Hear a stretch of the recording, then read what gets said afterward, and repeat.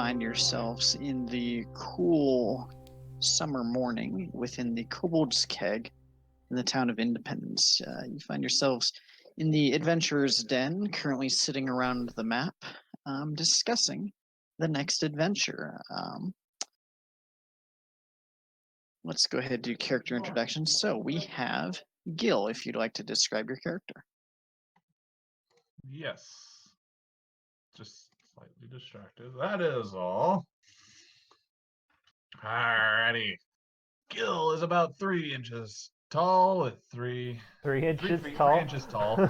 3 inches tall. He is tinier than tiny. No, he is 3 inches over 3 foot tall. Is how I've had the description. That's all.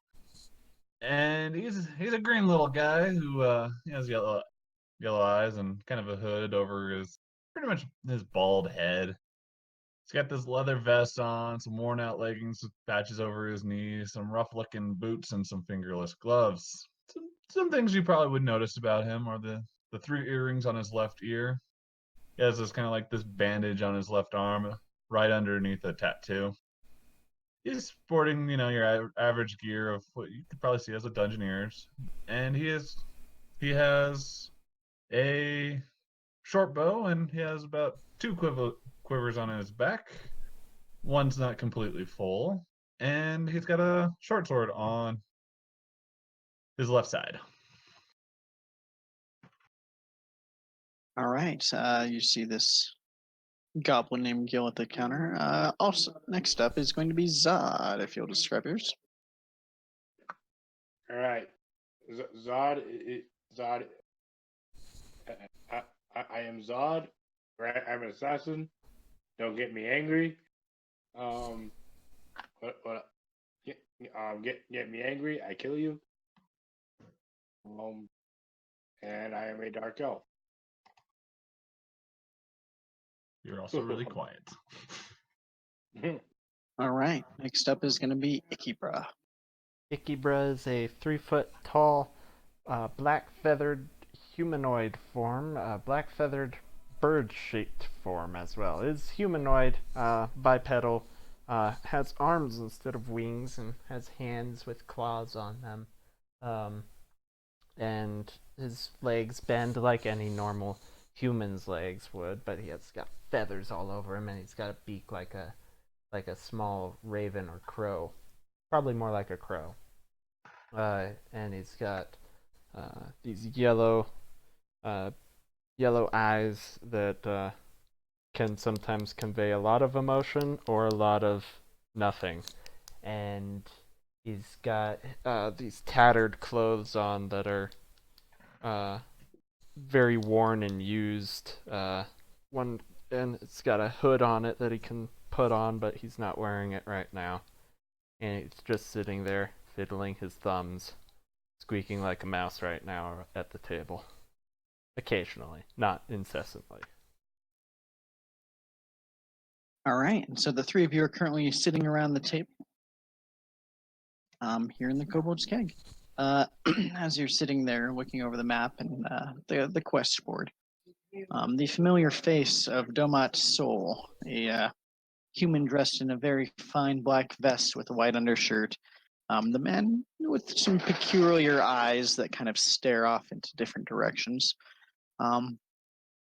starts walking over to you. Well, hello there. How are we doing today, eh? Well, I'm doing well, and you? Not too bad. Thank you very much for asking. What can I hear you're on your way to another quest out there today? Of course, it's part of being the Adventurers Guild. These blades need some fresh blood. Well, I pray for your safety, and of course, a nice, well, hopefully not, hopefully they find the right blood, if you know what I'm saying. Anyways, what quest you thinking of going on here today?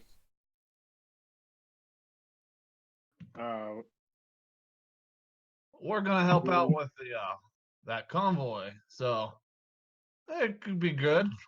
Protect them, and Yeah, we'll be around to protect whatever they're transporting. Oh yeah, the monthly military convoy up to Eastwatch. That one you talking about? Aye, that's the one. Hey, that's a pretty good quest for some new adventurers. Although, looking at the three of you, you got a little experience under your belt. This will be a nice supplement. Well, I need to get my bow back in good practice, kind of holding out an imaginary bow as if drawn. Yeah. Anyways, well, any questions you got for me? Pretty straightforward. Go down to Nebraska and escort. Well, be careful down there. I know your party, no offense, no disrespect intended. Looks like you might draw some suspicion down there in Nebraska, being well, a goblin and a dark elf, and or do you prefer drow? Zod at this point is just staring at him as to say, choose your next words wisely. Hey, what way would you like to need to refer to you as? Talking to me? Mhm. I don't A drow, a dark elf, a fine gentleman. We'll just go with that. know. And also, yeah, they. I don't know if you know this little guy, but they got some more of your kind running around in a bit of a gang there. Try not to get too up and involved with them, you know. Might be some trouble. Okay. Anyways, if you need anything else from me, I'll be right over here at the bar. And he walks All away. right, thanks. I lean over to Zod and I whisper, "Does that happen often?" And Zod just goes, yes, they always cower in fear. Dumbass. I win every time. On the first try, too.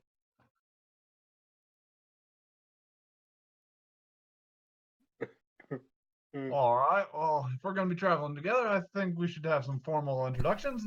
Name's Gil, as I hold out my hand. I shake it. Oh, about bloody time I meet someone roughly my height. Good to meet you. And you are. And go, you need to prove your worth first, or I. What, fella? Hey, bro. Icky, bro. Well, nice to meet you. Icky. And you, tall one? You don't need to. I don't need to know what. My name. I don't need to know your name. When I'm ready to tell you my name, you will learn my name. All right. I lean over towards Gil and whisper to him and point as well at Zod. I say, "The Ice Queen." Oh, the Ice Queen. That would explain a lot. All right. Well, I'm gonna go over to Gin's Tanning and see if they have some better leather for me. Where do we want to meet?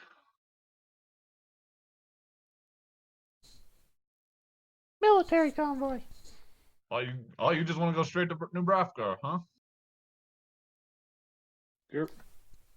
I nod up and down. I'm doing it in person, but not saying it. All right. Let me see if they can have something roughly my size, and I'd be willing to head out right away. And if no one else is going to have a response, I will just start walking that way. All right. Okay. Yeah. Yeah. I don't have much to say, so. As you walk out of the Kobold's Keg onto the street, it's a cool morning air. You see there's currently some fog that's lift. Hi, Brendan. You're kind of Hey. late, man. I know. Well, Oh, is he unmuted? Is he mute on my screen? Probably. Yeah. muted. Anyway, as you start walking out into the crisp, cool morning air, you guys come upon the little halfling who's been tagging around the Adventurers Guild every now and then. His name is Pete. Pete, if you want to describe yourself. Hello. I'm a short, stout Very little cool. gnome. Not gnome, halfling. And some purple raggedy clothes, rosy cheeks, a long bushy beard, and a big button nose. Think Santa Claus, but tiny, like he went through a washing machine. Basically, he's a lawnmower. Yeah, I'm a lawn gnome. You're not a gnome, he's a halfling. There's a difference. He's a lawn halfling. A lawn hobbit. Oh, I get it. He's part lawn, part gnome. Halfling. Okay,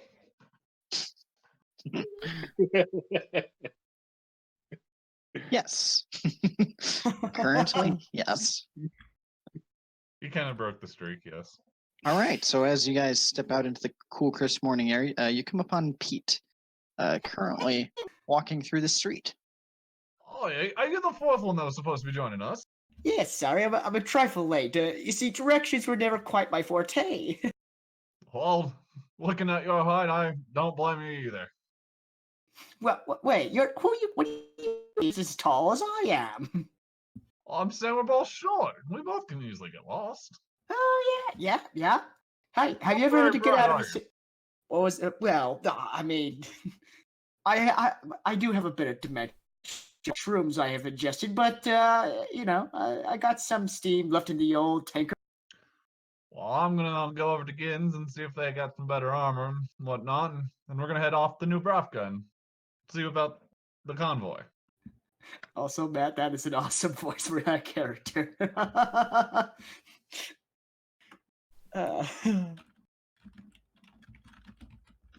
Well, nice to meet you, Pete. Was it? yes, Pete. Kind of holding out my hand. Eight. Oh, likewise. All right, I recommend you getting ready too, and so we can get off to New Bravka. Oh, right, New Bravka. Never been there before. I'm rather eager. So, what are we doing? I was a kid. And I'm now continuing towards Gins. All right. As you head over towards Gin's Tanning, you see this tanning shop. It looks much like it used to be a barn that has now been converted into a tanner's shop. It says Gin's Tanning over the top. And as you walk in through the double doors into the front, it kind of opens up into a room, maybe 30 feet across, 20 feet deep, to a counter. Behind the counter, there's a wall with a door. And also behind the counter, you see this middle-aged human woman with kind of this short brown hair. She looks like she's she looks like a pretty tough woman. You know, she's got you can tell there's definitely some definition in her muscles, and she kind of looks up from writing something on the counter, or writing on something on some sort of parchment on the counter. Says, "Oh, yes, can I help you?" Well, I've seen if you have any some better armor than what I currently wear.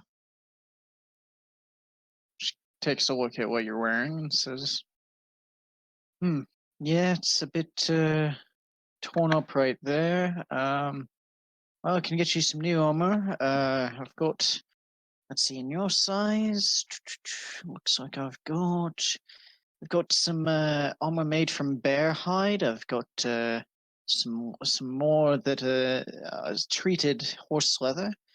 I've got some horse leather that's got some studs in it. Could probably a little extra protection. Let me go out back and see if I've got anything else. And she walks through, or opens the door to the back, and just kind of walks out for a few moments. She comes back. currently holding all three that she had just mentioned, kind of slings all three onto the counter. Says, "Well, this is all I've got, unfortunately. Business is not the fastest out here. It's not slow, but well, we don't get too many of your size, I guess is what I'm getting at." Well, I understand that. What about this studded leather? It just gives me more protection. What about my ability to, sneak up on bandits? Well, it shouldn't impede you much. I mean, if yeah, if yeah, it's well, go ahead, try it on. All So right, what do you I'll think try about that studded leather that you are offering. As you put it on, she kind of comes around the counter and starts adjusting the different straps and stuff, and it fits snugly on you, pretty well actually. Oh, yeah, this is something I'm looking towards. Yeah, I'll take it. Okay, well, it's a bit pricey, but worth every gold piece. 45 gold pieces to be specific. All right, I can easily do that. And what would you like me to do with my old armor? This stuff probably isn't all that good. You just want me to trash it, or do you think you can recycle it? Well, I could probably make it into a sling or something. Not too much else I can do with that. Well, that's why I asked. I didn't know if you could do it. I don't know. You could be a mighty miracle worker with even such odds. Well, I'll buy it off you for 2 copper pieces if you'd like. Oh, that's better than 0. I'll admit to that. All right. She hands you a couple coppers back and takes your old leather armor. All right. Anything else you guys would like to do in town? Actually, I would like to visit a potion shop to maybe grab maybe 1 or 2 bottles of healing. Oh wait, I don't have money. Never mind. I'm fucking broke. All right. You could always steal it. What? Steal? Perish the thought, good sir. I'll Think- just think- say think that of it- after beating Think of Pete, it more of like you're borrowing. Oh, but I can't take this now. after meeting Pete, Icky actually did not follow everybody and went already towards Nebraska. Is already walking towards Nebraska. Okay. He's already walking there. All right. The rest of you doing anything else in town? I would like to meet up with the rest of the caravan wherever they may be. Can I do a perception see if I see either Prop's character or Matt's character, Zod and Gil? So we'll rewind a little bit to where Gil started going off to Gin's tanning. Icky started walking just down the road to the east. You and Zod are left there standing in the middle. And this is my first time meeting Zod, I think. So yeah, actually, I'll try and introduce myself to Zod. Oh, hello, tall fellow. What's your name? Zod's just gonna look at him and then turn and give him a cold shoulder and start walking to his horse and ride away. What a cool fellow. All right. Zod starts riding his horse to the east. Oh, go ahead. You saw Gil go into the tanning. You saw Icky walk off to the east. Should I try and stop our little feathered friend? Oh, I'm sure he's just running an errand. I'm sure he'll be back. All right. After a few minutes, Gil comes out of the shop wearing some pretty nice new armor. I say, my fine green friend, what fine duds you're wearing. I agree. Well, that lady knows how to make some good armor, I think. Yes, it suits you quite well. Very fitting. All right, well, I'm ready. What about the others? I'm not quite sure. The short feathered one started strolling off in the direction of Nebraska, and Zod also just got on his horse and trotted off. Oh, seems like they had no business here. I think we can start heading east as well. Quite. So let's the road's not too bad. The little guy's probably he'll be fine. I'm pretty sure. We'll catch up to him. Oh yeah. Lickety split. And All let's right. start heading. As each of you are moving out, Icky and Zod both roll me survival checks. Gil and Pete, which of you is leading the way? I'll lead. Okay. All right. So that's a survival. Gil, you've got the Outlander, right? No, I do not. No. I'm thinking of Zod someone else. does. Gil, roll a survival check for me. Zod has the Outlander. You mean like Zod? Yeah, Zod has Outlander. Zod didn't need to roll that. Cool. That high. All right. Easy enough. God. All of you are following along the path. Let's see here. Gil and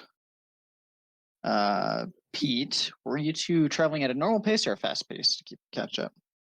Well, We were pretty casual about it, so I think normal, maybe. I yeah, don't know. sounds like we'd probably go normal. Okay. It's just All right. As you guys are traveling along, the air stays pretty cool throughout the day. It's cloudy and overcast. And as you guys are traveling along, after about 3.5 hours, you're the first one to come up to the familiar gate and the wall that surrounds New Brassica. You look up as you see this wall that you've seen before towers up about 70 feet off the ground in places, or down to 50 feet in other places. The gate itself rises in this great archway 30 feet high with these iron bars currently open and some guards at the entrance. Icky? I'm just gonna keep walking. As you're passing through the gate, the guards give you a curious look, but no trouble there. Zod, you're the next to come up to the gate on your horse. Just walking along at a normal pace. You come to the gate, and as you come up, the guards are eyeing you pretty suspiciously. And as you get closer and closer, one of them puts up his hand and kind of steps in the middle path and says, "Halt! Halt your horse!" Zod goes, why? Gonna need you to step down off your horse for a minute. Okay. Zod will comply for now. You watch as these two soldiers, kind of on guard, start cautiously approaching. The other two, there's two more soldiers kind of from the other side of the gate that get motioned over and start walking in the direction as well. One of them, these soldiers are all wearing the gold cloaks of the city guard. One of them comes up to you and kind of has his spear on the ground, ready in case you were to do anything. The other one walks over to the horse and pats it on the nose and starts walking around it, and checks just behind the ear. Says, "This is it. This is the horse. This is one of the two." And immediately the other guard brandishes his spear towards you, Zod, and says, "Drop your weapons right now.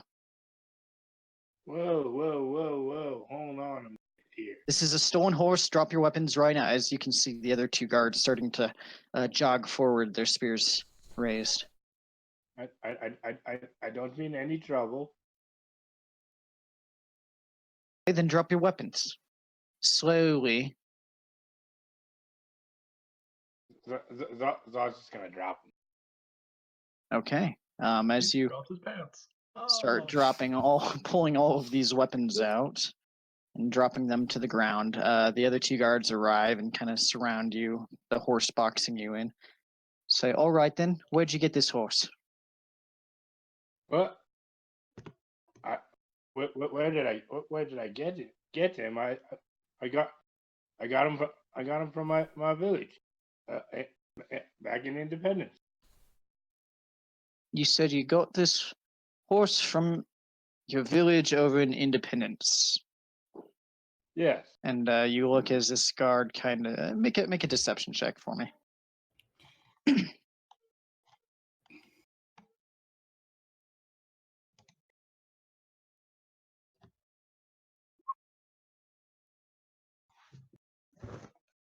He stares at you blankly in complete disbelief and says, "What do you reckon it would take to convince me that that's the truth?" And he kind of holds out his hand, looking around at the other guards. Holds out his hand to you, as if expecting something. Zod is gonna slip him three gold. He looks down at it, looks back at you, keeps holding his hand out. Whoa. Zod's just gonna place the gold in the guard's hand, and then The 3 gold. yep, and he's and just be yeah. He looks down at the gold, looks back up at you, still holding his hand out as if expecting more. Hmm. Is there anything else?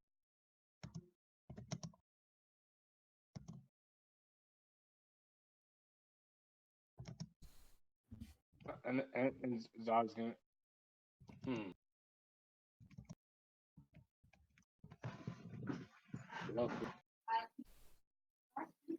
What was that? I was gonna say, what else does Zod have? What else do you have? Look, Open your character sheet. Look.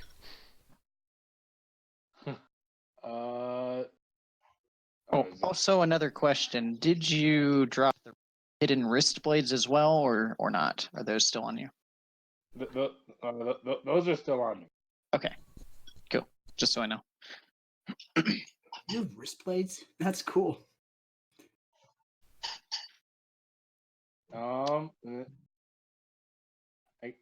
I guess Zod could hand him it.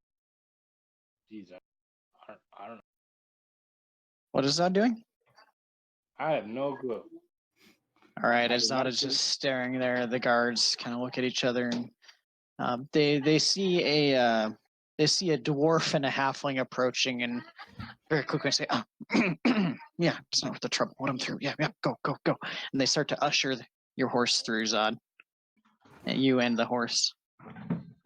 And they start doing the whole look like, everything's natural. As Gil, now disguised as a dwarf, and Pete start approaching the gate from behind. Hail and well met, guardsmen. Will you let us in? Do I get to yes. keep my weapons? What was that? Do I get to keep my weapons though? Yeah. They were like motioning you to quickly just get out of there. Pick up Okay. everything and leave. So, Oh, all right. It is a good day, is it not? Yeah, sure. It's a good day. They're like trying to Yeah. avoid eye contact. I do like a nice little nod and continue through. Yep. And they're acting natural. What nice Um, fellows. As you guys travel under and through the gate, Zod, you see the other two approaching. You don't recognize this dwarf, but you do see Pete walking Oh, hello, along. Zod.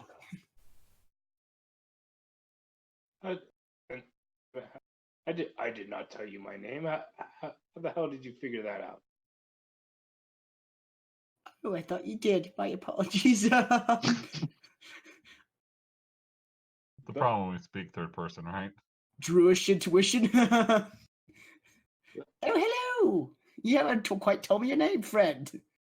I think that's the Icequeen. That's traveling with us, yes. And continue to give him a cold shoulder. Oh, well, bit of an antisocial sort. Don't worry, though. I'm sure he'll warm up to me. Just like my old friend John. He was a peculiar How do you sort, know his but- name? Christ. I'm just going to stop talking now. I don't know anyone's name. Again, How Zod far are is we from the very- guards, Joel? Zod is At very this point- menacingly as if to say, choose your next words wisely. Yeah, right. At this point, after a bit of conversation while walking along, you guys are probably maybe 150, 200 feet past the guards. All right, then I'm gonna cancel disguise self. Okay. Ikibra, at this point, you're probably maybe 10, 15 minutes ahead. What are you doing? I'm As walking you- up to random guards and I walk up to them and I say, "Military convoy?" As a question. Yeah, as you're kind of entering into the streets of Nebraska, asking these questions to various guards you see, they just kind of point down the street and say, "It's down there. Keep following along. You can't miss it." I love how they're just like, "Oh, little child Kenku. Yeah, the military convoy's over there.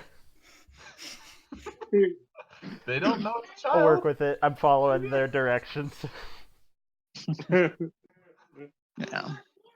What Icky doesn't realize is that they're giving him glares after he passes. But, anyways, Icky is making his way through the streets of Nebraska towards the military, the meeting place for the military convoy. And as Gil, Zod, and Pete come into town, are you guys trying to find the same or doing anything else? Yeah, I mean, I've been to Nebraska, so hopefully I have a better idea. But yeah, All right. I'm I'm looking gonna for that start making my way to the meetup actual spot. con. What was that, Robert? I'm gonna start making my way to the actual con. Okay. You're not sure at this point where the actual convoy is, but asking around, you're able to find where the military office is at. Ah, And as you guys keep heading down the streets, eventually all four of you make your way to the military office, currently in Nebraska. It's a building that's actually pretty large. It's maybe 6 or 7 stories tall.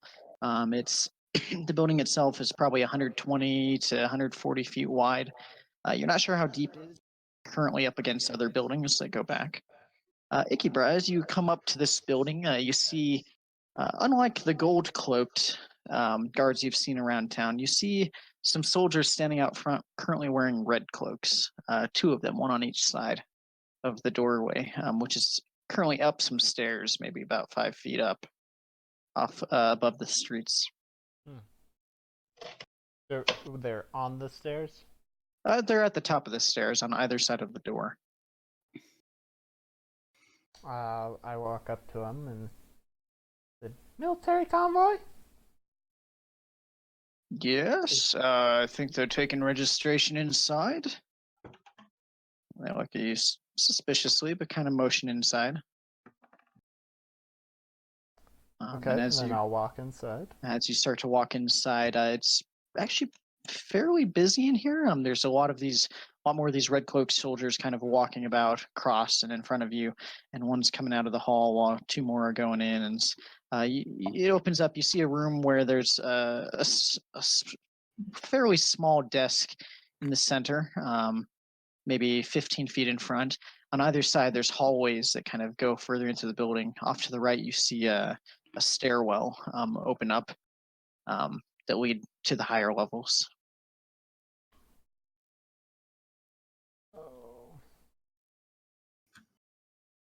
Oh.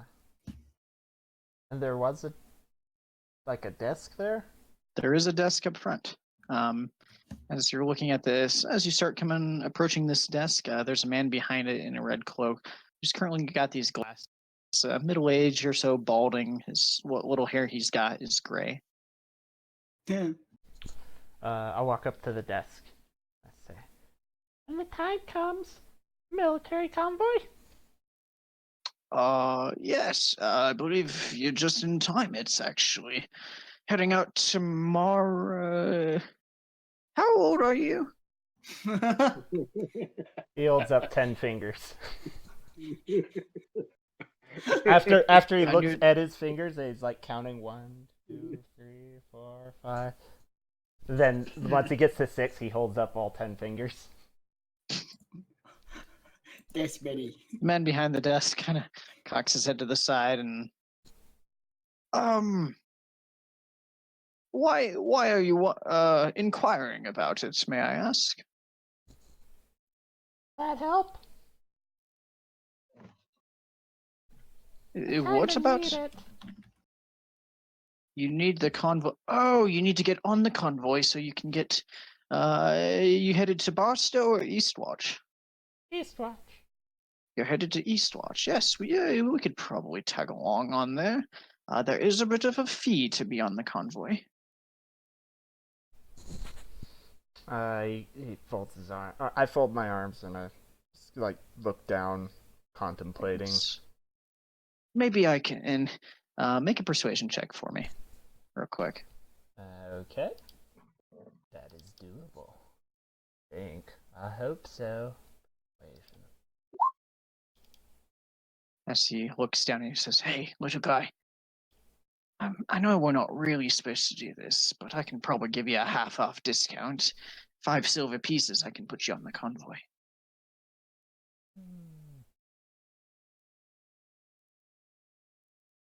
Does that help? Oh yes, of course. It'll help you get over to Eastwatch safely and reunite with your family. Is that who you're meeting there? I shake my head no. Can I help you?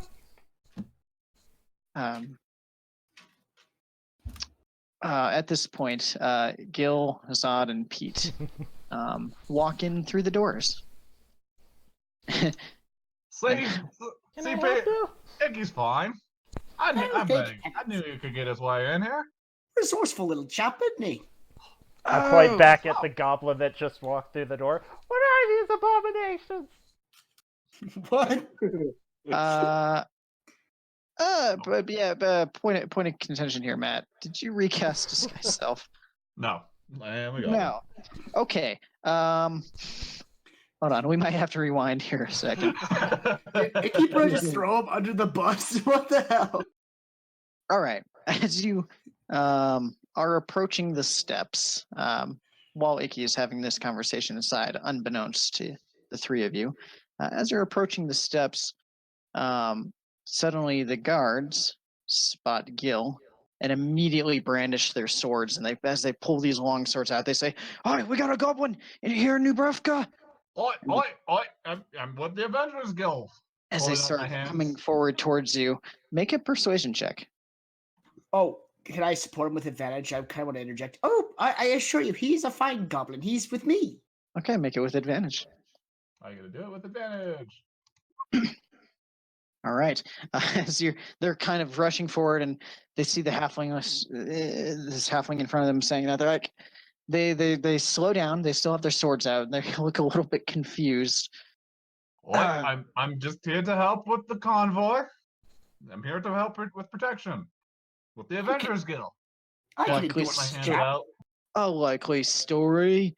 Oh no, I can endorse this chap. He's a fine fellow, far better mannered than some of the other company I've traveled with. That's hilarious. Pete, make a persuasion check. Yeah, Pete, make a persuasion check. Wasn't Zod the very first minute? I don't think he's capable of persuasion. Natural 20 come at a 5%. Oh god. Yeah. Was that with advantage? Nope. Oh shit! As you start saying this, the guards are slowly approaching, and you can, Icky, you notice some of the guards or not guards, some of the soldiers that are here inside. A couple of them pull out some long swords and start heading outside, hearing this commotion out there. And as they, the two that were at the stairs, are now currently at the bottom of the stairs and start flanking around you guys as if to surround you, keep you from escaping. Zod, care to chime in? I think these fellows mean to do us harm. As long as they harm you first. Oh, thanks for that. Seeing the commotion, I will walk outside. No, I won't say that again. So, Icky coming out, I'll kind of go, "Oi! See? Icky made it here. I knew he'd be fine." Oh, thank heavens. He is a resourceful sort, isn't he? I point to, I nudge a guard that I'm standing next to, kind of nudge him in the thigh lightly, and then point at, at Zod and say, "The Ice Queen." The Ice guard Queen! looks real confused at this point. And I bow. I bow at Zod. Oh, I didn't know he was royalty. All right. Oh, Zod, you're royalty. Well, At this I didn't point, the think guards so. are looking incredibly confused. Icky, make a deception check. And Zod at this point is gonna play along, and he's just gonna pose like he's the coolest thing ever. Okay. Ice cream. You know what? Actually, this will be Zod making a deception check with advantage because Okay. Icky's helping. Hey! Probably better Way than to what I roll, could have boy. rolled. As this is happening, one of the soldiers pops back inside and says, "Oi, Leonard, get the boss!"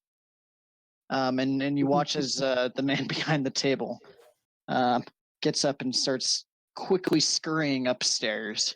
And there's probably about a solid minute or so where the guards are just currently, or not the guards, the soldiers are currently surrounding the four of you. The three of you, kind of on the outskirts. They're keeping an eye on you, and just kind of waiting.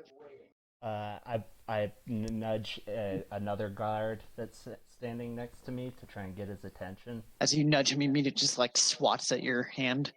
What? I ignore the SWAT and I look up at him and point at Pete and Gil and say, "They could definitely fall off a roof." Wait, what? At this point, the guard looks incredibly confused, and then you just kind of get this F it look on his face, like, I'm just ignoring that kid now. And a few seconds later, you guys start hearing some footsteps and start coming outside. And what you get is you see this man in front of you start walking out. Clearly the boss. He's currently wearing this very dark but ornate black hood and black jacket. He's got on this very fine breastplate with some sort of insignia on it. And he's standing pretty tall. You notice, first thing you notice is that there's not one but two long swords slung over his back shoulder. On his right shoulder, he's kind of got various furs, a long cape that drags behind him. That's this dark, deep red color. Boy, you should be honored. We got the Ice Queen helping on this convoy today. As he very suspiciously eyes the three of you. Hello. Damn. He looks around. I don't have time for this. And he walks and he says, do with him what you will. They're no threat to us. And he walks back inside. Of course we're no threat. We're here to help. And as they're kind of saying that, the guards the soldiers start to lower their swords a little bit, still on the handles, and says, "All right, what business do you have with us then?" I already said we're here to help with the convoy up the Eastwatch. It is as my friend says. Leonard, take care of him. And you watch as the two soldiers go back to their post, and the others that had come outside by this point have started walking back in. And you watch as this older man with the glasses, balding a bit, says, "All right then, come over here to the desk, and we'll get you signed up. We'll get you registered. This is a bit unusual." And, as you come up to the desk, he says, "All right, I'll need your names and your specialty. In protection, of course. We'll start with you, little guy," and he kind of looks over at Gil. Hi, name's Gil, and I am an archer. As you can see with the bow and arrow, I'm great at range. His eyes narrow a little bit. He says, "And what? How can we know we can trust you, huh?" I'm in it for the payment, of course. You guys Okay. survive, I get paid. It's an easy trade-off, yes? Sure, but how do we not know you're not with the goblins that sabotaged the river not too long ago? Oh, you think I'm with those damn barrels? Oh, I've been killing them myself. Damn idiots. Make a persuasion check. Damn idiots. Damn. Make a persuasion check. Yeah, multitasking. Persuasion.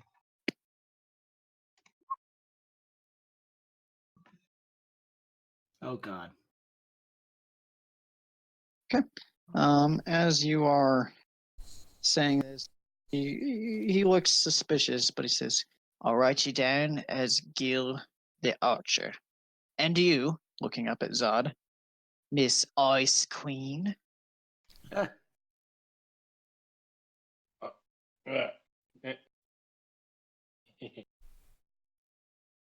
Oh, I'm an assassin. As you say that, his posture changes a little bit more defensive. I'm here to help the convoy as long as it means spilling the blood of your enemy. The blood of our enemy. Well, the boss doesn't seem to think you're a threat, so why should the enemy? Well, because you could have these evil fellows like there's this Greystone fella. He's just Well, in that case, Would they have heard of We'll the put you noble on- Greystone? we'll put you on tentatively. And he kind of writes. He pulls out another paper and scribbles a couple notes and puts it back in the drawer. And he says, There you "And go. you seem to be the most legitimate of the bunch. What's your name?" Looking at Pete. Hello, I'm Pete. Excuse me, sorry. And then he stops you and says, "Wait. Tall guy. What was your name? I didn't catch it." Zod. Do I hear Zod. this? You hear it. Yes. All right. He says, "Zod, I've got you down as Zod, tentatively. And the next one. Do I get a horse? You get a horse if you provide a horse." Well, I did have a horse, but your guards here took it from me very rudely. Kind of And looks out the front door at your horse, which is currently out front. Are you sure? I'm gonna look over. Do I see the horse at this point? Yes. I would go. Oh, okay. Never mind. All right, and you, little halfling? Hello, I'm Pete, a man of the turf with a gargantuan girth. I am a druid by trade and a healer by chance. Guys, I just gotta say that, like, whenever I add bonus XP, it's really, really tempting to just shout out points. Like, in whose line is it anyway? Thank you, Drew Tempting. Carey. 1,000 points. Anyway, okay, Mr. Pete, pleasure to have you along. I'm sorry, you said your specialty. I got distracted with the girthy bit. Oh, That no, came no. out wrong. Quite all right. I'm a druid, but I heal mostly by trade. Great. We could use a medic. I'm sure your services would be quite valuable. And You guys need a lawn ornament to scare them. This is the guy. I sure. do scare away the crows. Speaking of crows, he looks down at Icky. Hey. And your name, little one? Name's Gil. I'm an archer. Kind of looks at you curiously, says, "An archer, and your bow?" Wait a minute. His name was Gil. What is your name? Pete. Eep is your name? Zod. And you're an archer. Where's your bow? It's kind of looking you up and down. I don't have that anymore. Dang it.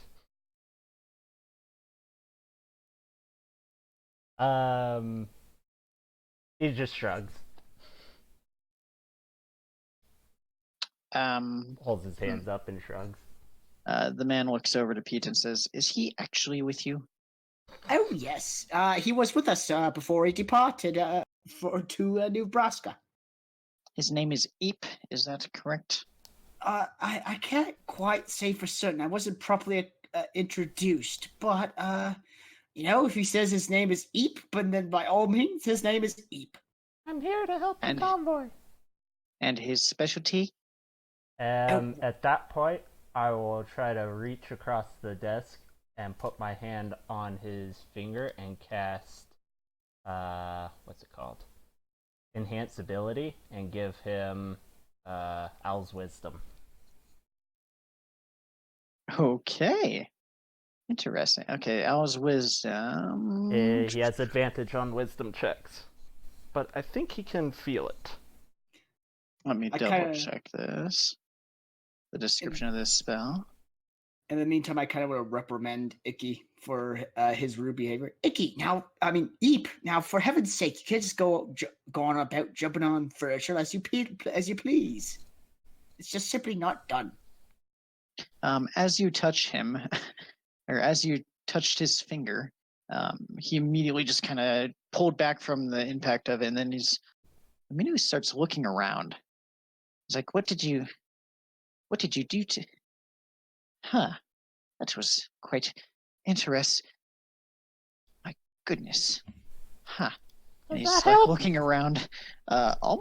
He almost looks like a little bit confused, a little bit amazed, and a little bit frightened. Can I do a perception check to kind of get a sense of what's going on with him? Like, can I guess a spell or something? Okay, you're suspecting a spell? Oh, maybe it's. Can I do an insight check on him? Are you trying to suspect whether or not it's a spell, or are you trying to? Well, he's definitely understand behaving. I'm trying to understand his behavior right now. Okay, make an insight check for that one.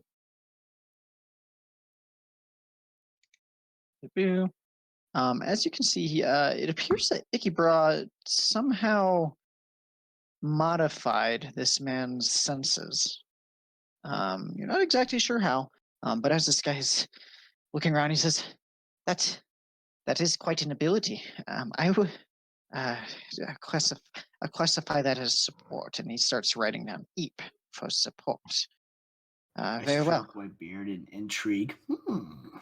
Well, the convoy is tomorrow. It leaves at noon. I believe that. I'm sorry. I'm getting very distracted by everything. Wow. I can hear the conversation of the boys around the corner. Hey, quiet down over there. Fascinating. Anyway, meet Lieutenant Williams out front here. She's gonna have a meeting tonight with all the others. It'll just be out front, in front of the building.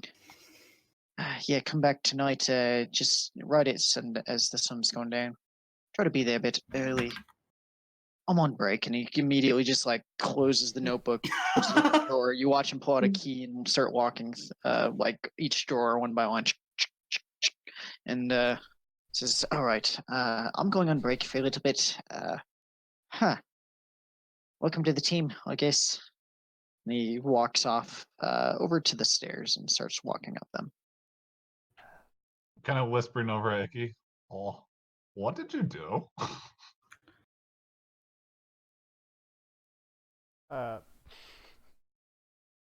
I look back at Gil, and I hold out a mote of fire on my finger that say, "Don't use fire." And then I extinguish it and clench my fist. Oh, nice. You're an odd one. I'll give it that. All right. Quite a gifted little fella, ain't he? So, we have nothing to worry about him. No, not at all. We have royalty, gifted individuals, and sharp marksmen on our side. I have faith our venture will be fruitful. Oh yes, and I suppose our little lawn ornament here scare them off. Oh, yes, I can turn into all manner of beasts if I try hard enough. It does require a decent amount of concentration, but Sounds like we're quite balanced. oh, yes, quite. All right. Well, what time of day is it? At this point, it's early afternoon. Also, I definitely. Oh, never mind. Never mind. Yep. So it's early afternoon at this point. You've probably got another 3, maybe 4 hours before sundown. Right, I slapped my mighty belly. He was ready for lunch. Oh, excuse me, 4 to 5 hours before sundown. All right. I'd be fine getting some lunch and maybe tour the town a bit. See what all New Nebraska actually has to offer. Oh, splendid. Let's see what kind of free edibles they have. That'll be right. All right. Make an investigation check for free edibles. And this includes edible plants, shrooms, and insects. Okay. Oh, Christ. Looking throughout the city, shopkeepers are pretty stingy about their stuff. They, as you're going around asking about whatever freebies may exist, you keep getting these dirty looks like, no, you have to pay. As you move on to the next one, so on and so forth. Hard luck.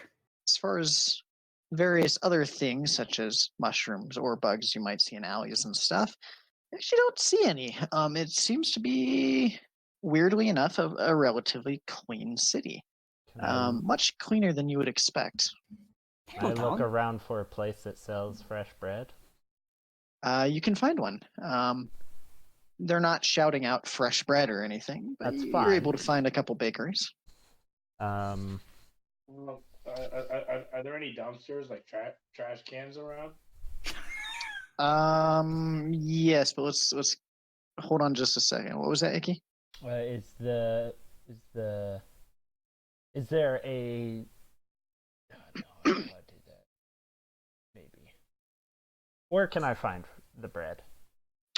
We'll say you find a bakery, right down the street from the military office. It's a pretty small place, but it's got some bread in the window, and stepping in, or you can smell the freshly baked bread as you're approaching. I'll go inside.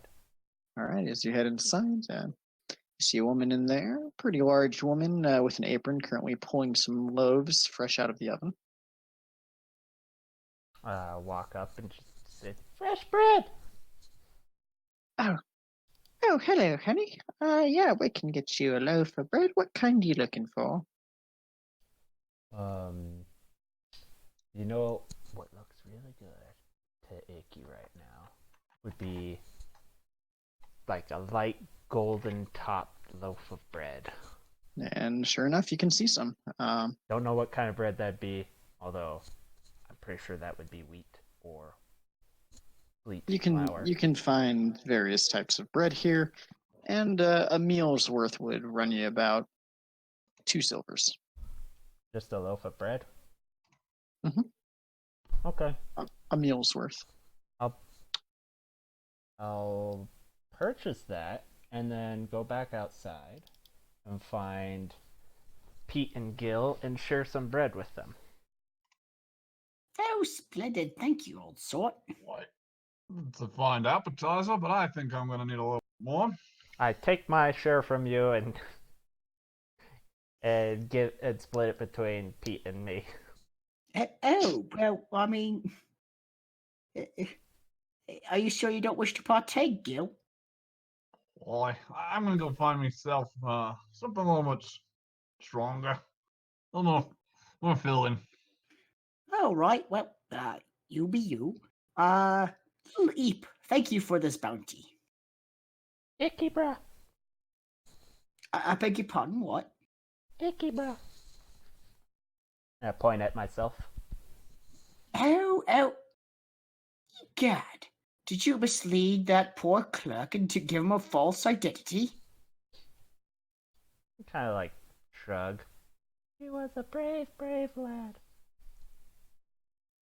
I don't quite understand what you mean, but no harm, no foul. So, digger, no chum. Nice to meet you, Akibra.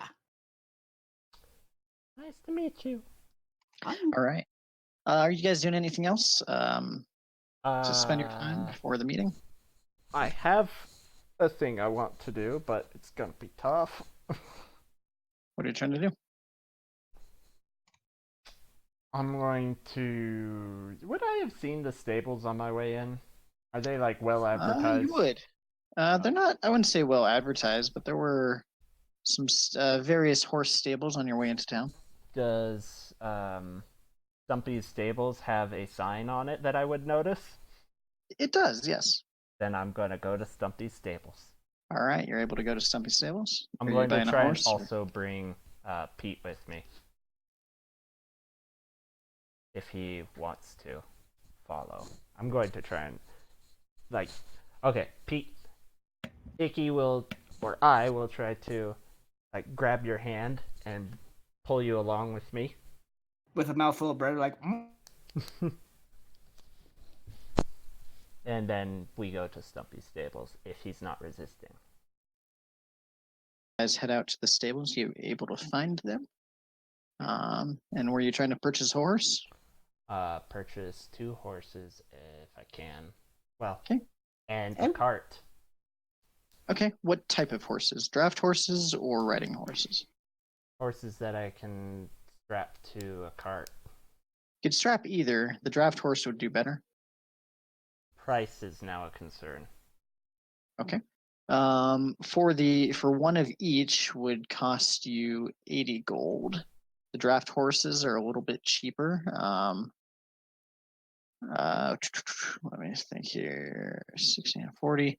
So normal riding horse price would be 60, but you guys get the discount with the Adventurers Guild. And what's that discount extend to? It is a 20% discount, I believe. Oh. So 60. Minus 12, that's... Yep. So 48 gold for a riding horse, or Draft 40, horses 20% are cheaper. off. Draft horses are cheaper. Okay. So 40 gold for, 48 for a riding horse, and 32 for a draft horse. 32? Mhm. Per. 32 per. Correct. Okay. I will buy 2 draft horses. Okay. And do they sell carts? They do sell carts, actually. You would be able to get a cart for pretty cheap, actually, 8 gold. Pretty cheap by comparison, I'd say. A cart that we can sit on. Mhm. Okay, that would be 40 gold plus the other 32, so 7 platinum, 2 gold. Or I guess I should ask first. So 8 gold will get you like a 2-wheeled cart with a bed that's probably 6 feet by 8 feet, and you can sit on it. They do have larger wagons if you would want, or larger 4-wheel carts that are bigger. We'll do a small 2-wheel cart Okay. for now. Sure, that's the 8 gold. Okay. Oh, say, Icky, do you think that will accommodate all of us? I just point at you and me and at the cart. Accommodate us. Okay. Well And done. shrug. So that was 32 each plus 8. That'd be 40, 70. Yeah. So 72. minus 7 platinum and 2 gold. All right. You're able to make that exchange and just barely get back in time as the sun is going down. You can see that Zod and Gil are already there. And you also see a number of others currently kind of huddled up there. You guys end up seeing. Okay, so out front, in front of this building, you see about 12 other men currently, most of them look pretty gruff and have various weapons, mostly scimitars kind of at their waists. You see also a man in pretty fine clothing. He is, you see, not a man, he's a halfling in some very fine clothing. He is balding currently, but with some dark brown hair. A fine yellow undershirt with a fancy blue jacket with some brass buttons. Like, you can tell this guy's pretty wealthy. And he's got let's see, what else? You see 4 more of the soldiers with the red cloaks. And yeah, I already said the 12 others currently gathered around. So a fancy man, 4 soldiers, and then 12 others. Correct. Plus the 4 of you. I approach the halfling and say, "Oh, another halfling in these neck of the woods. Very nice to see you. Take me by the hand, old sort."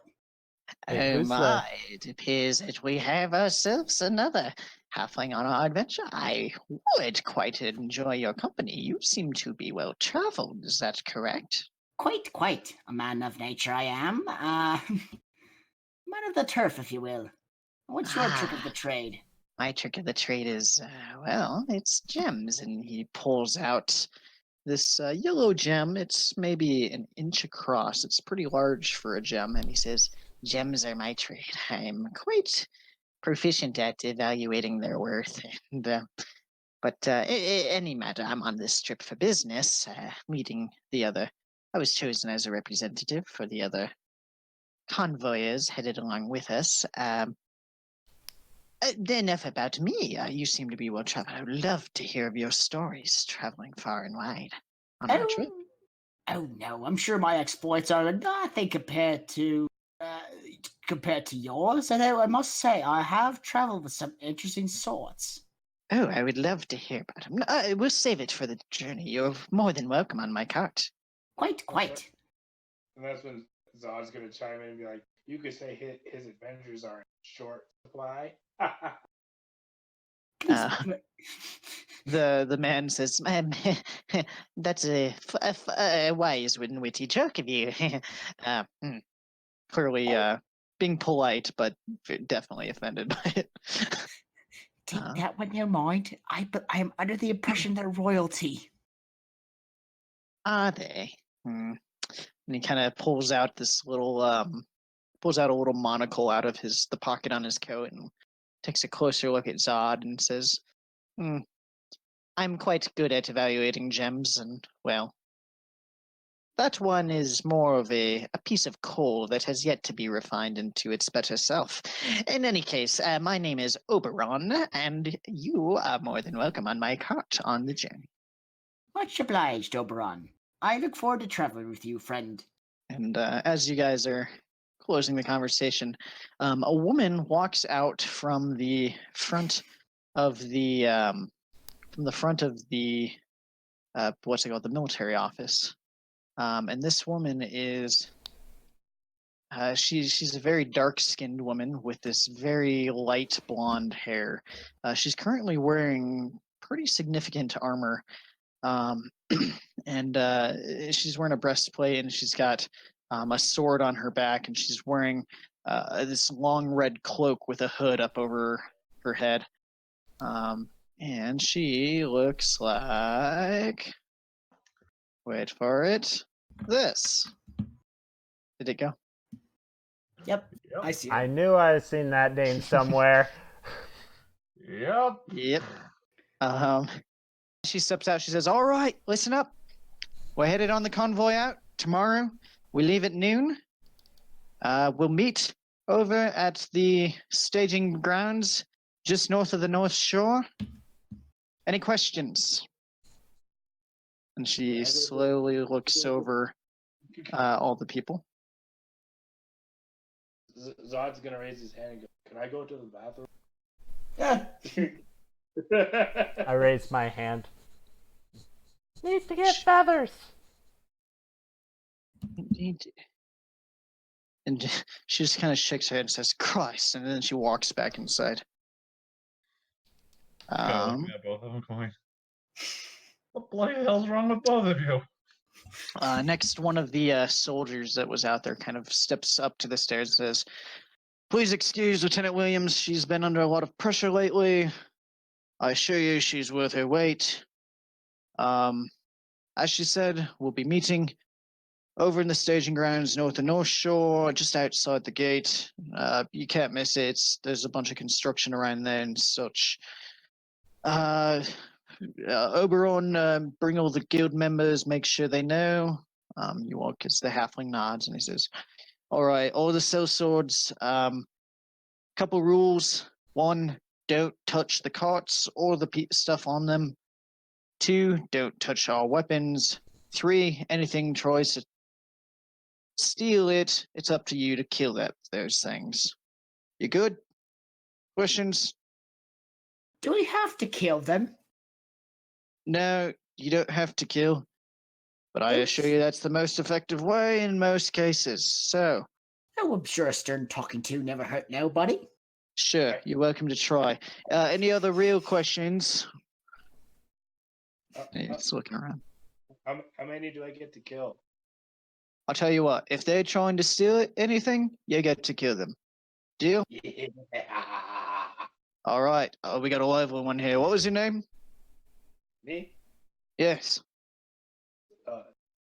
Zod. Zod. All right. Zod's in charge of the mercenaries because I like his attitude. Great. I'll see you guys tomorrow at noon. And he walks into the building. Good for you, Zod. You're a real go-getter. The 2 other soldiers there resume their posts at the top of the stairs on either side of the door. Well, I think I'll go couch some soda. Good night, friends. Well, you go. Find a tavern. Call it a night. All right. The 4 of you are able to find an inn in town if you'd like. One that will house your horses, and each of you for 1 silver piece each. Oh no. I'll It's pretty sleep cheap with here. the horses. I have no money. I pay for Pete's. Boy, you Oh, seem to be thank a you. good man. I'll spot you for the night. Oh, thank you, good friend. All right. So I'll sleep. everybody that's getting a room gets 1 silver piece. Everybody that's housing a horse not gets 1 silver, pays 1 silver. Everybody that's housing a horse also pays 1 silver. So Zod, that would probably be 2 silvers for you. Yep. And Icky, 1. Why 1 for me? Yep. Why? All right. Because you're housing the horse, right? I have 2 horses, You have 2 horses. 2 silvers. You're right. My mistake. but I'm not sleeping in the inn. I'm gonna sleep with the horses and the cart. Oh, just out in the street? Wherever the cart is stored. Where are you storing it? With the horses. Wait, I thought you said you were paying the silvers to get the horses in. They But go inside in the room? No. You can board horses for Yeah. 1 silver, or you I'll- can get I'll- a room for 1 silver. I will go with the horses where they're being boarded. Where are you? Okay, so you are choosing to board the horses for 2 silvers. Yes. But Okay. I'm not going to sleep in the inn. I'm going to sleep with the horses where they're being boarded. Yeah, that's why it's 2 instead of 3. Tracking? I guess? I have 2 horses. I thought it was... 1 silver each. Okay. Yeah. Okay. I'm not sure what you're... Okay. You made it sound like we were on a different page when we weren't. All right, cool. Whatever. Anyway, all right, you guys wake up the next morning. And it's still pretty cool out. I'd say low 60s or so. There's some light cloud cover. You've got the morning. Anything you'd like to do? Zod is gonna go and try find like some war paint. War Try to paint. find some war paint. Okay, make an investigation check for me.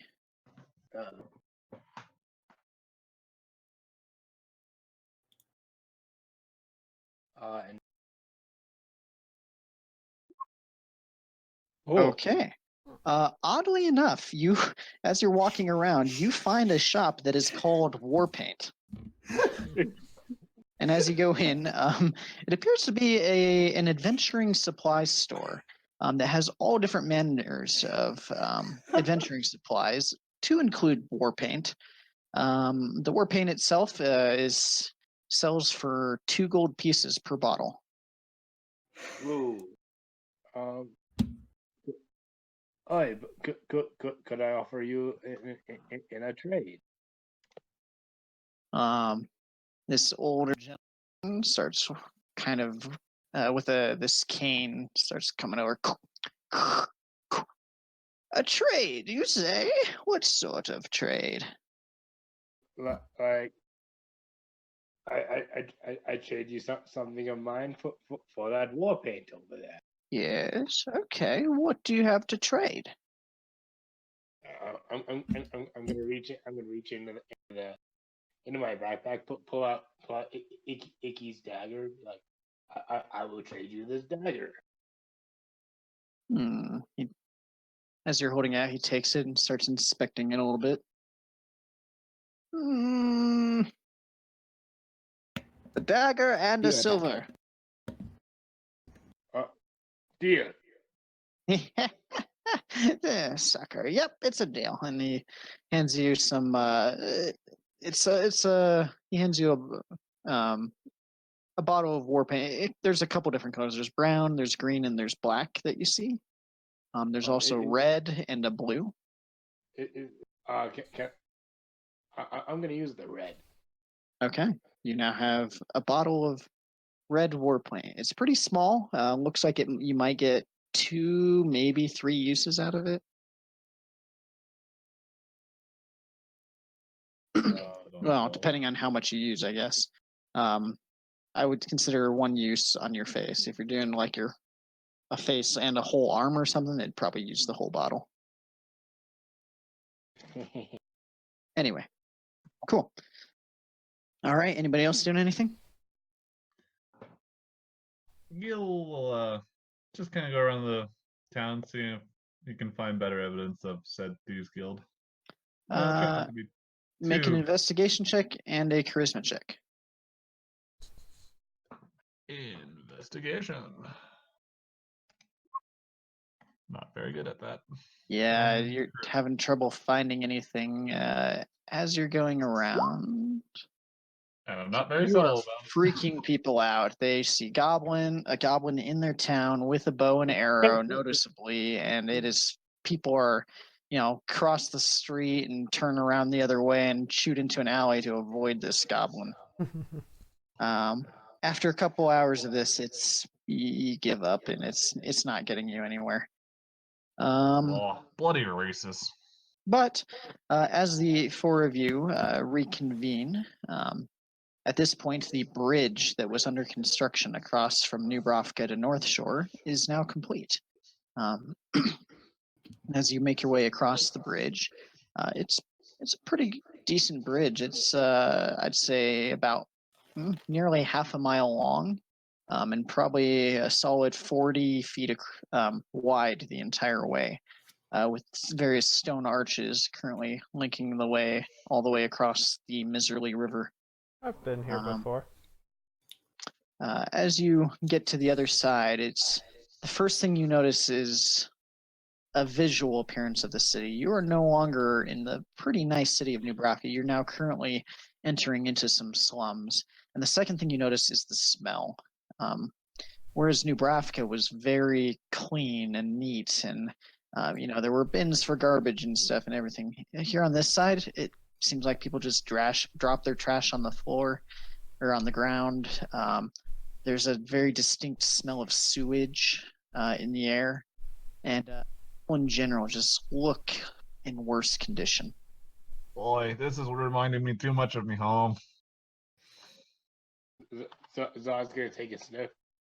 It smells like gray stone.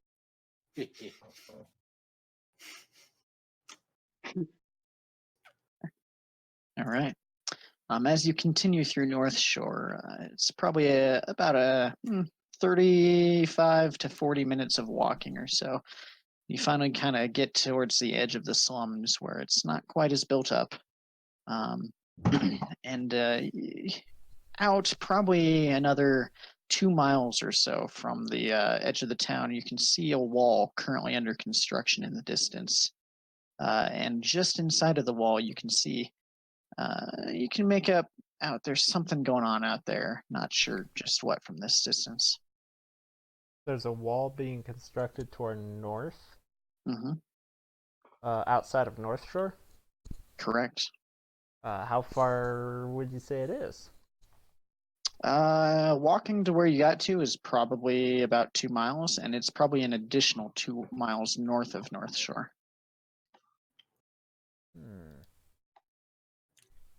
So about 4, maybe 5 miles from the river total.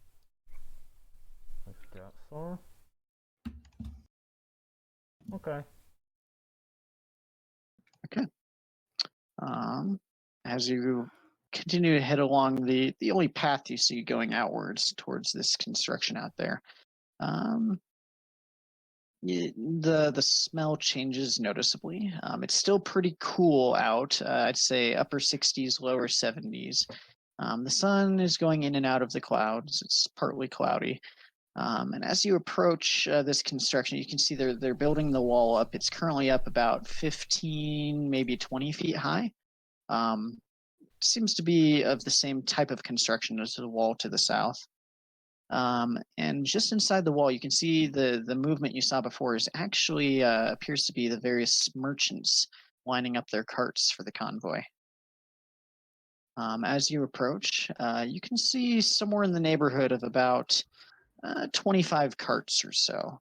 And as you see people hustling and bustling and tying up their loads and making sure that their horses are watered and everything they can, you start to look through the various carts. Can I get all 4 of you to make a perception check?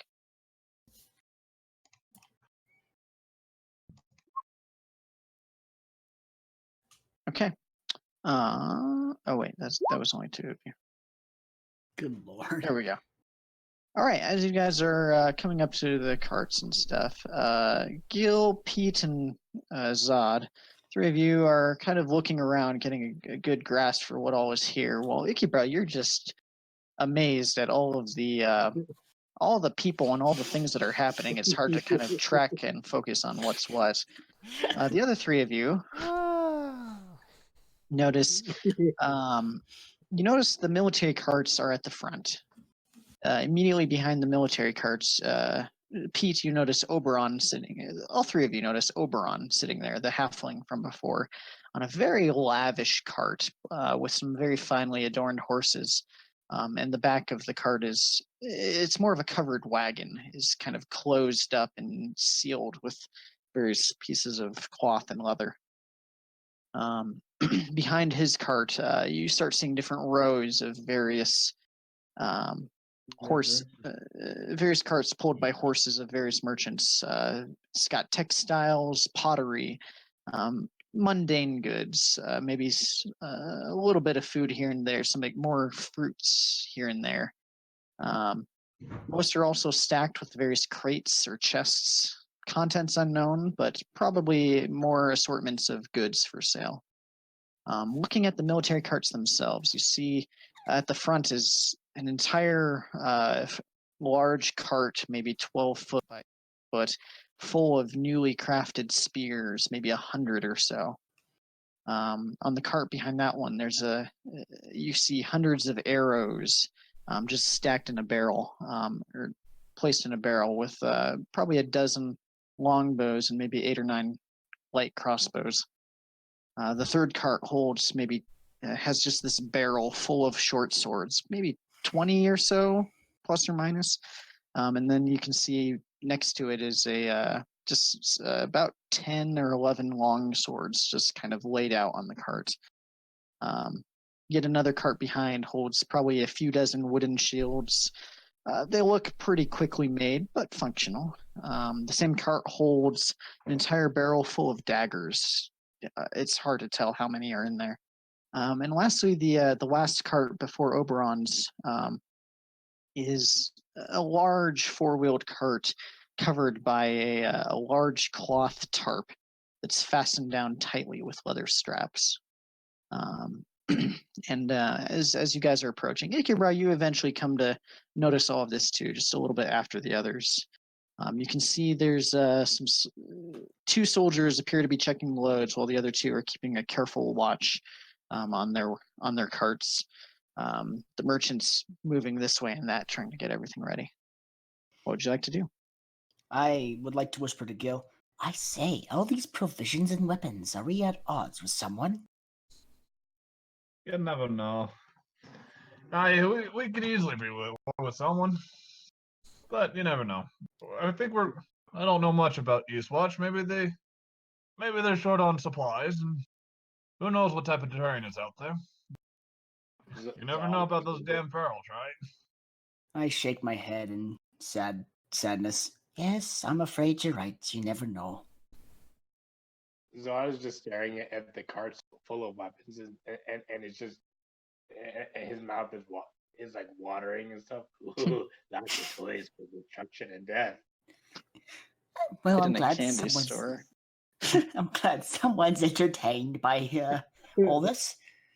What about you, Icky? I mean, Eep? What do you make of all this? Who knows? Oh, such a curious mind. So uncertain. As you guys are walking up and pulling your cart onto line off to the sides, you can see some of the other mercenaries are currently sharpening weapons or just kind of making the last minute preparations on their arrowheads, making sure they're fastened and everything. Oberon notices you, Pete, and the others, and kind of waves you on over. Excuse me, chaps. I need to go chat with my fellow halfling over there. I'll be right back. All right, just be ready to fight. Yes, of course. Hail and well met, Oberon. How can I help you, old friend? It's good to see you again, actually. I was wondering if I, might make a particular deal with you. Oh, a parlay? Oh, of what sorts? Well, I was wondering, I have this certain, I have certain valuable goods on me, as I'm sure you are guessing. That's why I'm in the convoy, of course, yes. I would be willing to offer you some extra payment if, myself and all of my goods made it to Barstow safely. Oh, regardless if you pay me or not, I would guarantee everyone's safety on this fine voyage. That is good to hear. That is good to hear, my good halfling. If you could make it, if myself and all this makes it to Barstow safely, I would offer you this curious pendant I found a while back.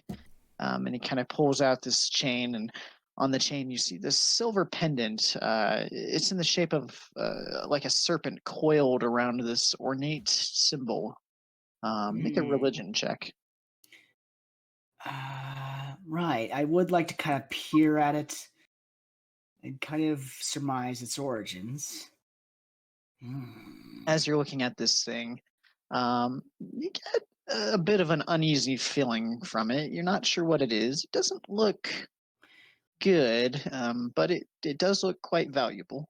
But my dear Oberon, where did you find such a trinket?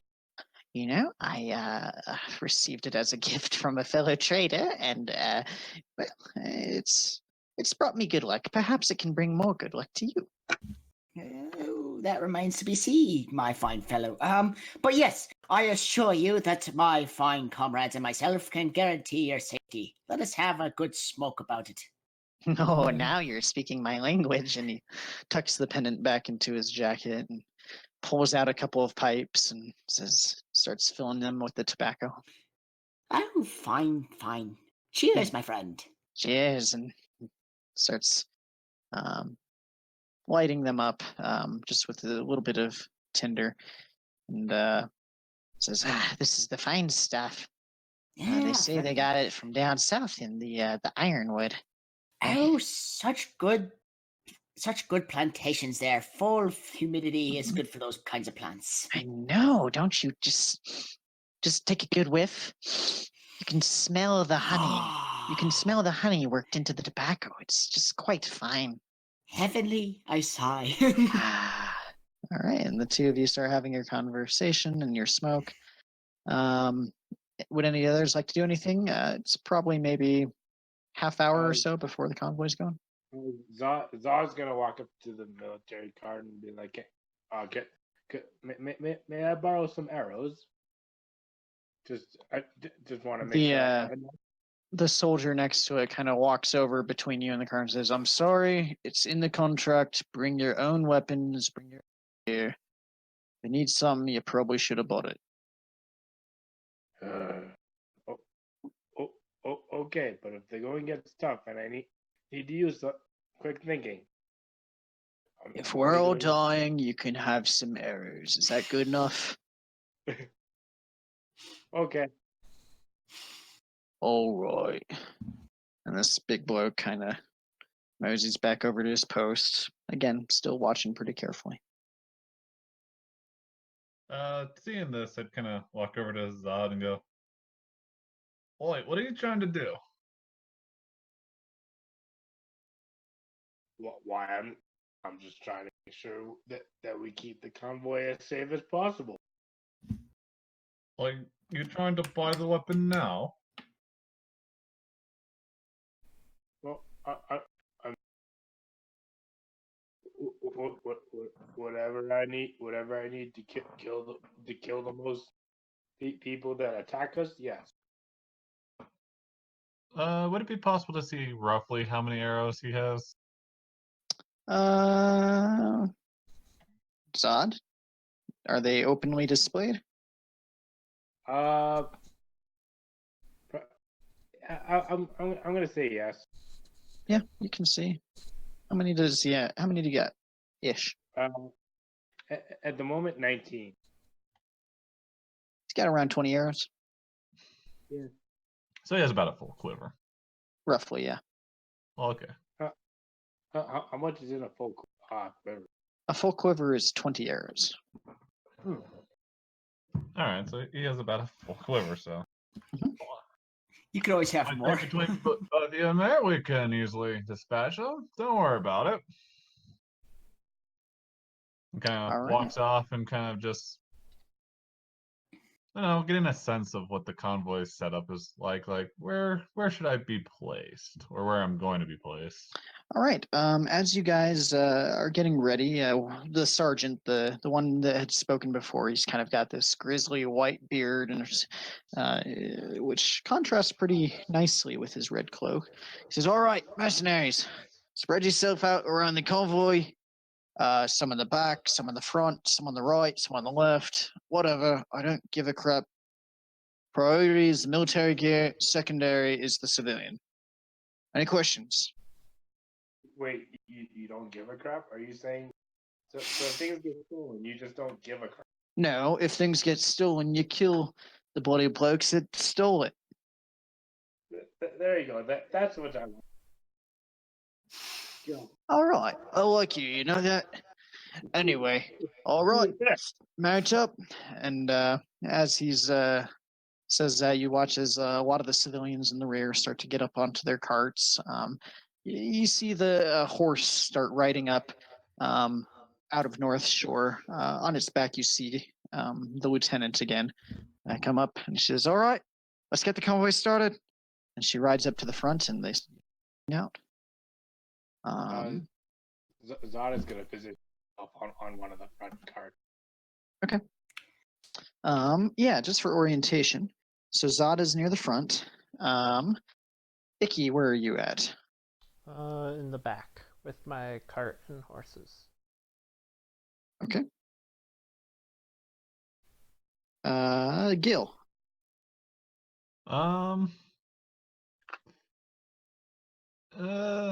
If Icky would allow it, I would be willing to ride with him and even give him some coin for his purchases. Sure. They're like, "Oh, so you got yourself some horses? Very well, I'll give you some." some coin for it. Well, trying to think. Seems like a mighty invited investment. I'll would have chipped in if I would have known, and offer you some coin. How much? He holds out his hand. Uh, a good handful. All right. Well, I'll pull out 6 platinum. I'll give you my 6 platinum. He pockets it right away and pats you right next to him, eagerly. All Alright. right, we'll keep an eye on the rear. I guess I'll be riding with Oberon for a bit. Okay. I do kind of want to, as we travel, I do kind of want to mention kind of whisper to Oberon. Pardon me, dear friend. What do we know of our fair-skinned commander up there? Oh, fair-skinned. It kind of looks up, not too far ahead. You can see the lieutenant. She's actually got pretty dark skin. Oh, And sorry. she's got blonde hair, and he says, "Oh, that's Lieutenant Williams. People call her Blood Hawk. That's pretty cool, huh?" Yeah, Lieutenant Williams. She's pretty good with a sword, from what I hear. I don't know. I don't really leave too much. Yeah, she's. I haven't heard much. I really haven't. Have you heard much? I'd be excited to hear. Can't say that I have, but I'm rather curious. A seasoned veteran amongst a small convoy such as this? Wonder what kind of trouble they're expecting. Oh, but from what I hear, they're pretty short-handed. Maybe she's all they had available or something. I sure hope that's the case. He You're starts probably looking a little right. anxious all of a sudden. Oh, you're probably right. Scarcity and all that. Yeah. Why do you ask? You got the hots for her or something, huh? Oh no, she's fine. No, stop now, Oberon. Oh, come on. Just go talk to her for a little while. It'll be great. Oh heavens, no! The age difference is far stupendous. Not to mention the height. No. Oh, please. You don't look a day over 50. Oh wow! Look, you're so back at your old sort. Oh, you're too kind. And the banter goes on for a little while. Is Zod anywhere near Bloodhawk? Yeah, so she is currently riding, actually at the very front. I know what you're doing. She's currently at the very front, a little bit off the side of the path. Her horse, she seems to be going at a faster pace. The convoy is going at a much slower pace than you would normally be going. But she's going actually pretty faster. She goes on ahead for a little while, stops, looks around. When the convoy catches up, she goes ahead a little bit. So Zod is gonna attempt to engage in conversation here. Okay. Oh boy. As the convoy is catching up to her and you approach on your horse. So Zod how many have you killed? That depends. Who's asking?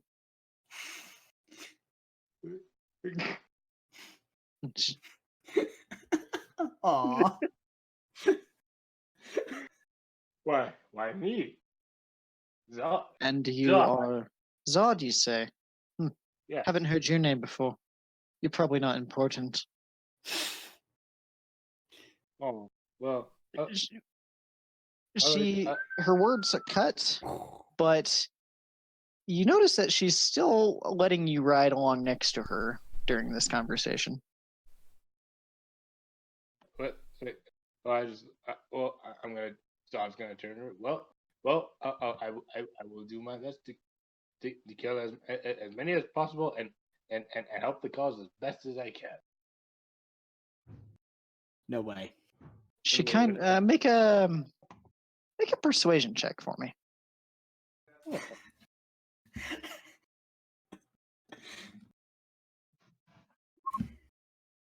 She turns back to you and says, "Oh, you're going to kill as many as possible. How do you plan to do that? Enlighten me." I'm just gonna turn around and go. Use your imagination. Well, you're not very fun, are you? Do you know how I would kill them? Do tell. Do tell. Well, the first thing I would do is I'd put up a cold barrier, so just to keep my distance from them a little bit, and then as they continue to try to engage in friendly conversation, I would, well, rope them into thinking I'm interested or something. Just when they think, that they've made some ground with me.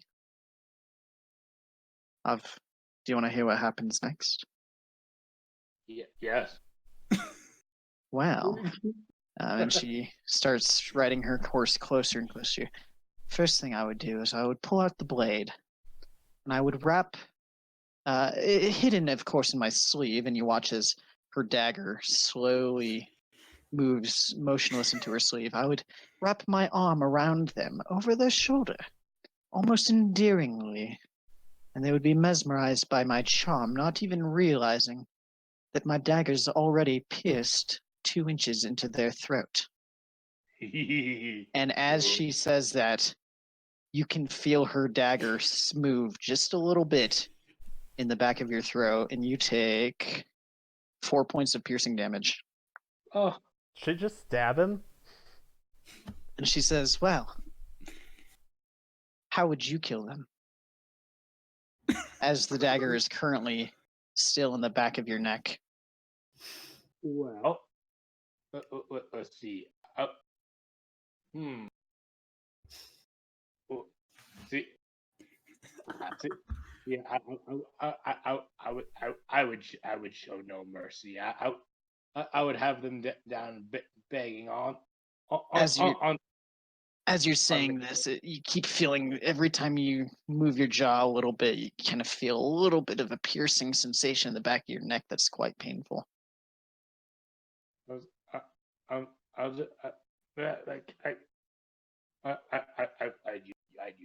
use my wrist blades and just ram it as far down their throat as I can. She pulls the dagger out and wipes it on your own pants before sheathing it, and she looks over you and says, wrist blades, what are those?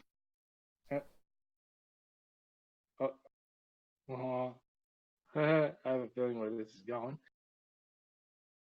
I have no idea where this is going, so I'm glad one of us does. I think he's the only one there. Zod's gonna pull out the wrist blade of his offhand, and he's just gonna show the blade. And all right, as you press the mechanism and it shoots out from your wrist and is now in your hand, there's just a glance of curiosity you see on her face. She says, seems you do have a surprise or two up your sleeve. And then she kind of whips the reins and kicks the horse, and it starts galloping ahead again. That was adorable. If not weird. All right, cool. So, as you guys are traveling along at a slow pace, about, we'll say, about 3 or so hours goes by. You've probably traveled in that time frame. Actually, I'll say about 4 hours have gone by, and you've traveled probably about 9 miles or so. And at this point, it's starting to get dark. And you hear the crusty voice of the sergeant say, all right, no more standard formation, tents over here, horses over there. Keep your cots close, keep your tents up. Shift duty, here's the shift duty. And he starts saying, all right, we'll do 4 shifts, 2 hours each. We need. Let's see. How many of you are there? 2, 4. Zod. Zod, where you at? Oh, over here. All right. Count how many. Count out how many blokes we got. I think we had 16. Let's just go run and make sure everybody's still here. So I was just gonna go there. All right. I'm As, gonna 1, 2. Gonna look at what's Brendan's character and go half. Oi. make a perception check for me, Zod. Me? Uh-huh. All right. Oh. It's easy enough to count how many there are currently. You count out, including your guys' party, there are 16 total sellswords or mercenaries or adventurers here. In addition to the 4 soldiers, as well as probably about 20 to 25 merchants or so. So I was gonna go. I will volunteer to take a watch. All right, Zod, you and 3 others take the first watch. You there, fat boy. Yeah, the one with the scimitar there. Take second watch. Grab 3 others. And then he starts. No, he's pointing at one of the other cell swords, and he starts divvying out the different shifts. And with that, which shifts, Zod? Which personnel would you like to choose with you for your shift? Nighthawk. Who? Oh, the woman. Yeah. She is completely ignoring you at this point and setting up her tent. Oh, Cold shoulder. Sucks, doesn't it? Maybe Pete will have a better chance. I look at it like she'll cover. That's what they would say. All right, so to choose from, you have the other 3 adventurers as well as 12 of the sellswords. Choose for your first shift. All right, I will pick Icky, and then 2 of the short swords. 2 of the sellswords. Yeah. Okay. As the assignments are being made, I need Pete and Gil to each roll a d4. All right. Yay, randomized. All right. As all the shifts are kind of going around, Pete, you end up getting put on the second shift. Gil, as the shifts are all made and the groups are kind of making their plans for who's waking up who and stuff, nobody picked you. And as you're kind of looking around, counting the different groups, Can I pick him? Like, can I like try and usher him over? Yeah. That's like it's what I do. I like try to like point at him and. Yeah. Pete, you see Icky currently standing there with Zod and 2 other sellswords. Pointing. Don't at you mean Gil? Yeah. Wait. Yeah, I think Gil. Icky picked Gil. Yeah. Gil, you see Zod and Icky standing next to 2 other sellswords. Icky is motioning you in. I see that we're quite full on every other shift, and I'd like to do my part. I'll be part of the first shift if you're fine with that. Thanks. So it goes. You'll do. Come on in. All right, so now there are 5 of you on the first shift.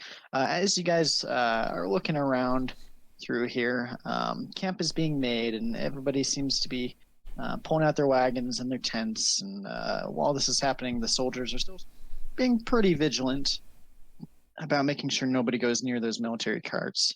I need everybody to make actually, no, never mind. The tents start getting set up in a circle with the horses and carts just outside of the circle. And on the first shift is going to be Everyone Zod, but Pete. and Icky, and Gil. Go ahead, and this is the camp that is currently set up. The tents are kind of around a circular area, and there's a large bonfire in the center. Where are the old white Um, dudes? Those would be the soldiers. Okay. Some of them don't actually look like that, but well, yeah. Give me a moment. One of the settings is wrong. Boo. And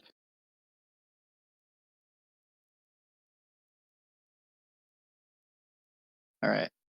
Bloopity bloop. You guys shouldn't see anything right now, correct? Correct. All right. So we got Gil, we I got only Icky, see black. and we got Zod. And Pete, I'm just gonna put you. You are going to be in your guys' tent, which is, well, you guys don't technically have a tent, but Oberon invites you to be in his tent with him if you'd like. This Oberon over here. Oberon is actually inside this tent right here. Oh, okay. This one right here, right? Yes. Can you see? All right. Yes. Although I would like to inform him that I'll be stepping out for a bit to change into a wolf to kind of be on guard duty for a bit. Oh, right now during first shift. Oh, on second in a little bit. Okay, gotcha. In a bit, So- when I take my shift, I will be going out on patrol in wolf form, if that is all right with you. Try not to be too loud. In wolf form? That's wow. Can you show me what that looks like? That sounds amazing. Nothing too spectacular, just a sportly little wolf. Oh wow, I would love to see that. Yeah, right. It can wait for another time if you want. Oh yes, another time. First Okay. things first. Duty calls. Okay. And with that, the rest of you go ahead and pick a position where you will be keeping guard. You notice the soldier currently here next to the soldier equipment, keeping very careful watch on this tent. There's a couple soldiers around the perimeter, and I need to throw in. Keep guard over here. Oh wait, All right. Well, I think we should establish a nice perimeter. One of each, take each side and call if we see trouble. clarification: the one next to the tent is a soldier. The other two that look the same are actually the sellswords on your shift. So there's one up here, and there is one in the southeast. All right. All right. I will take the northeast. And I think Icky went I'm on west. the east. West, yeah, west. You went west. Directionally challenged. I don't see. There's Icky. Never mind. I found you. All right. Well, I guess I'll take the east watch. All right. Go ahead, the three of you on watch right now. Make a perception check for me. That's not the right. Perceptible check. Oh, we're starting this again. Oh, oh no. Oh no. Oh This is not no. the character that needs this. EPK ready. Such an uphill battle. Okay. Cool. So, All right. So is everybody else Wow. falling asleep? as you guys are keeping watch, Gil, the stress of everybody staring at you like you're a monster has been wearing you out all day. Except for me. This little, except for Icky, but you end up falling asleep, curling up against this little rock here in the edge of the tent. So it feels like a safe, hidden away corner, away from everybody else. Zod, as you're keeping watch on the northeast side of camp, you hear somebody moving around and stuff inside that tent right there. But to be fair, there's a lot of people moving around and stuff. It's probably nothing. Icky, as you're keeping watch, you hear something coming, or you hear kind of a sound come from the southeast of your position somewhere. You're not sure how far. Maybe 40 feet, maybe I 100 feet. recognize the sound. Make with that perception check, I'd say no. You're not quite sure what it was.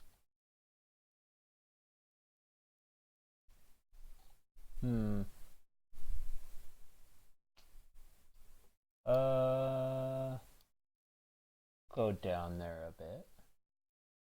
Okay. As you start walking that direction, Try to investigate the sound. you don't see anything in the immediate area.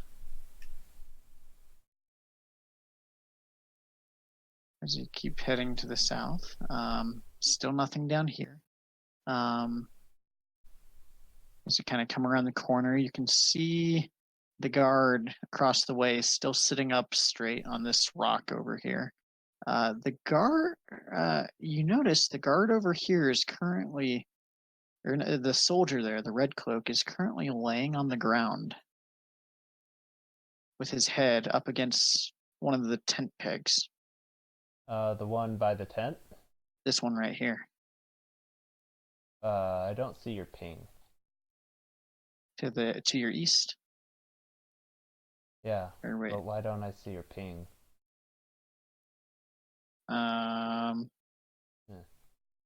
Nothing? Nope. Oh, I know why, because I'm on the wrong layer. Huh. There. Okay. See it? Like, This guy. yeah, I thought it was that one, but like the one on the tent, because I don't see your ping. Okay. And the He's- other guard? This one over here, he currently appears from your distance to be sitting up straight on the rock.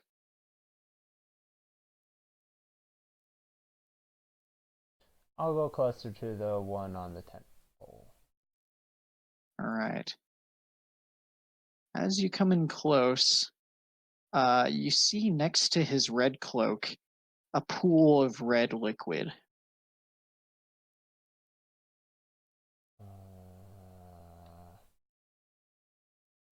Red, how viscous is it? Make an investigation check.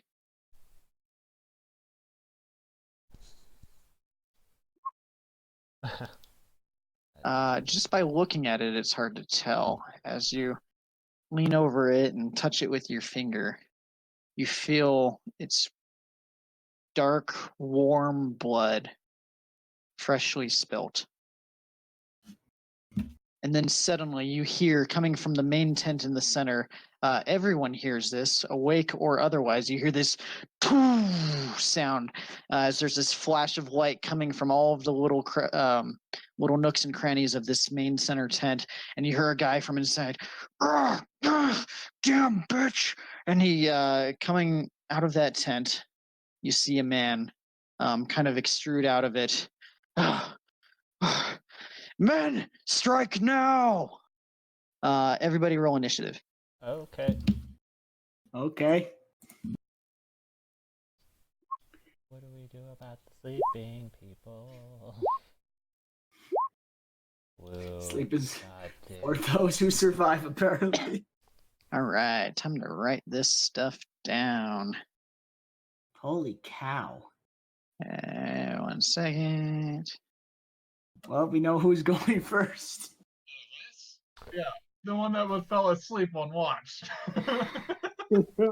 Pete, you're supposed to be asleep too. Amazing reflexes. It was a loud, thunderous boom.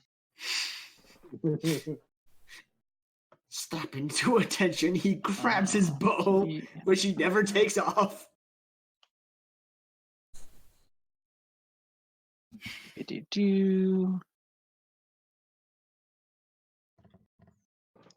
Almost. Sorry, there's a lot of them.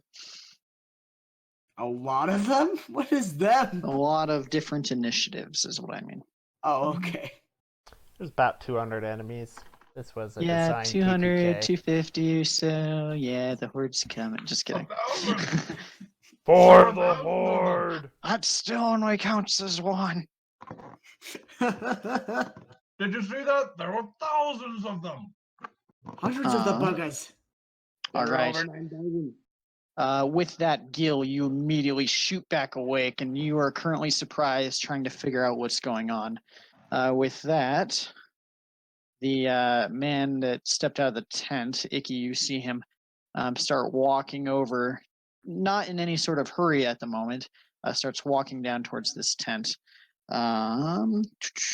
With that, you start hearing, with the explosion, you heard some screams of the various merchants as they start popping out of tents, trying to figure out what's going on. Running this out 3. Here and here and here. And with that, is Pete. Pete, you also shoot awake, currently inside the tent. You're currently inside a tent. You heard this loud boom and hear a couple people scream. Currently surprised, trying to figure out what's going on. Zod, you are up next. Oh, You heard a loud boom and this bright flash of light coming from this tent right next to you, and you walked as this man kind of walked out from the front of it. You were actually close enough that you could see a little bit of blood running down the side of his face. What'd you like to do? is that one of our guys? Or? You're not sure from this point. It's a little hard to see with kind of the big bonfire behind him. Well, first thing is Holt. Who are you? He seems to be ignoring you and keeps on walking. Of course. I'm gonna go. I'm gonna go look in the tent. Okay, I'd say you already used your action to try to get him to halt and stuff, but you can move up to the tent. Okay. How close? Tent? To the edge of it.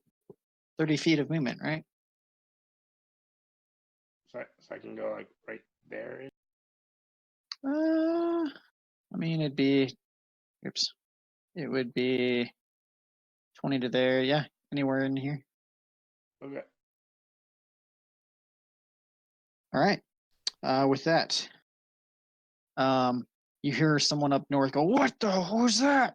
And starts moving forward. Zod, around the corner, you see this red cloak come around to the front of the tent, looking clearly confused about what's going on. And Pete Oberon sits up next to you and says, "What's going on, Mr. Pete? I don't really know what's happening." Nor I, to be in all honesty. Stay here, old friend. I'm gonna go take a peek outside the tent. Okay, Ikebra, you're up next. Wait, that was my turn. God damn it! Well, I mean, you technically already had. You were surprised this turn, so. Oh damn it! Yep, Icky.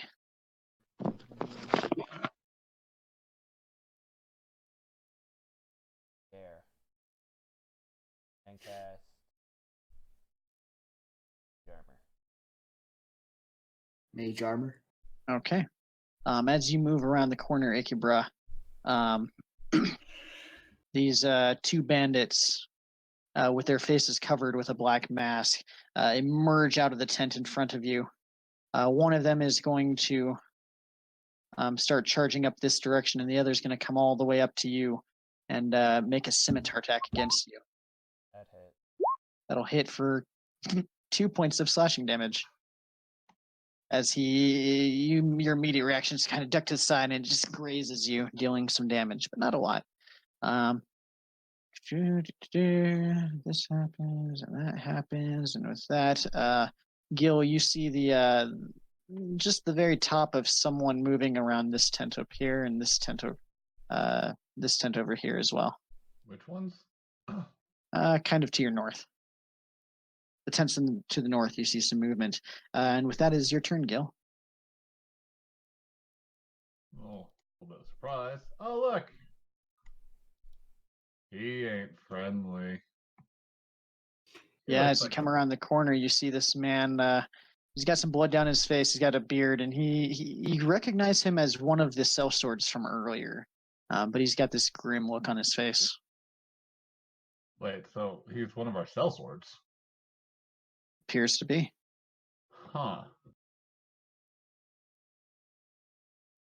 Well, that changes things. All right. Well, let's see. Those 5 feet of movement. 25 to corner. Oi! What's going on?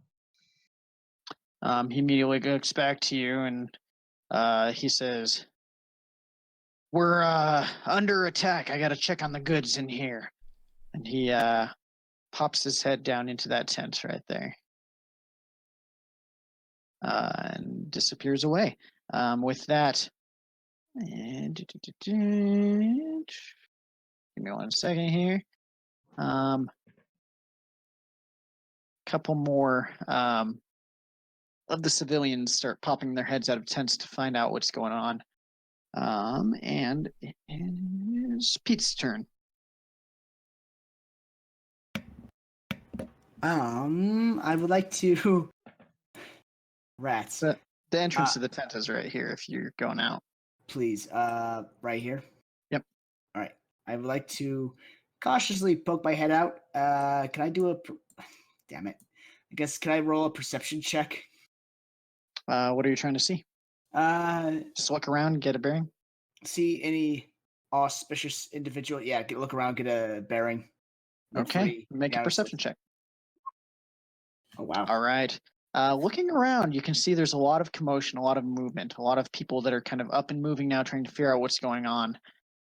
You see this soldier here to your east making his way down. You see some various civilians popping their heads out of tents. And you also see this man here, currently masked, walking with a scimitar in hand, your direction. Oh dear. Well, I guess I tell Oberon, stay here. It's not quite safe, and I proceed to walk out. And well, how much movement speed do I have? 34. Well, what's your move speed? That is a very good. That is the question Should of the be near day. the top of your page. 25. Oh my god, that's right. I'm fat and over. 1, 2, 3, 4, 5, and I would like to yell at the guy with the scimitar. Now see here, this isn't how we conduct ourselves. This is no way to behave. All right. Make a. Well, Yeah, not we'll just leave that right intimidation. there. Actually, Yeah, let's we'll leave leave it that right right there. Zod, you're Guess up. it's not gonna work.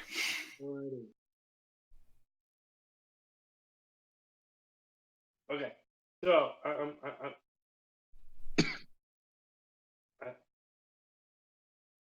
I'm so okay, I can see this one. You can see what? Can I see this one? Can you? Yes. Then yes.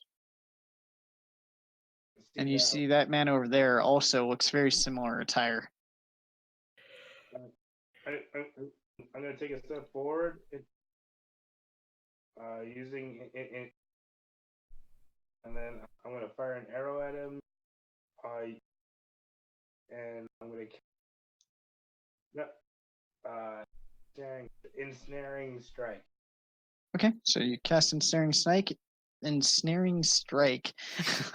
All right, make your attack roll with your arrow.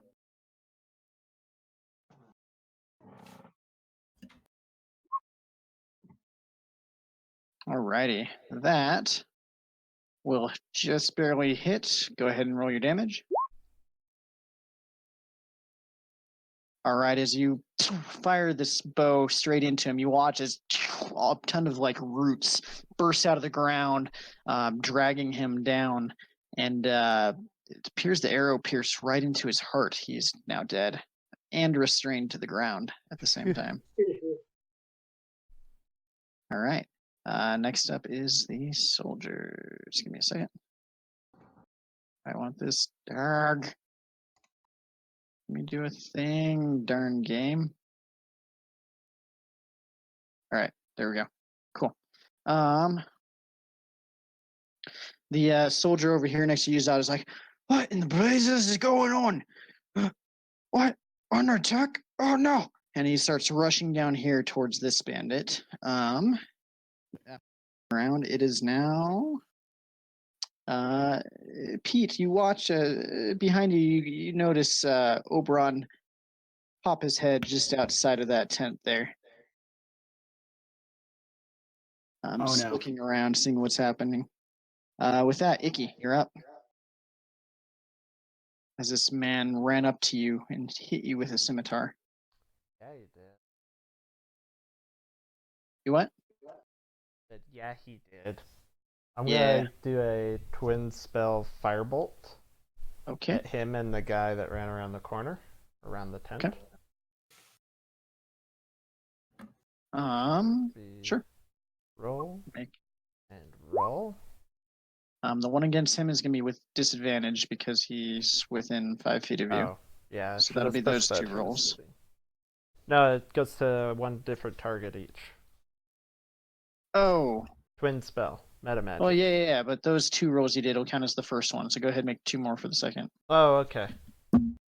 That's what you mean. Got it. Uh-huh.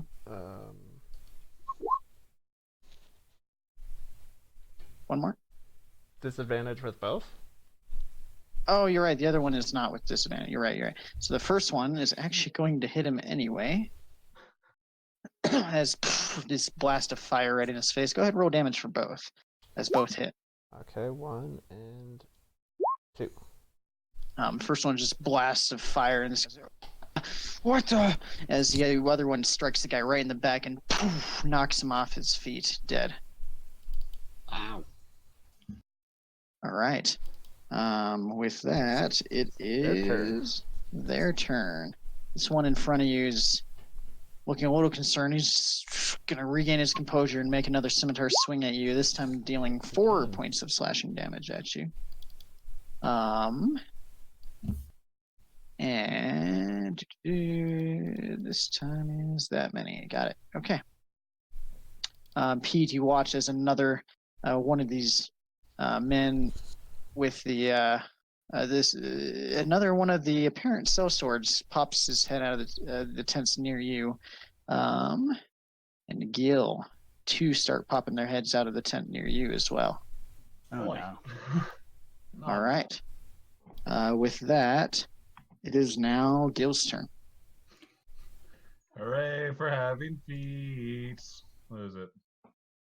Nimble escape? Cool. Nimble escape. I don't have to deal with opportunity attacks. I don't trust the guy that came around into this tent. So do nimble escape as a bonus action? All right. I'll say it will use an action to check what's inside the tent. I'm going in. Okay. As you go inside this tent, the first thing you notice is there's this large wooden cage in front of you. You get the sense this is probably what was on the cart that was covered by the military.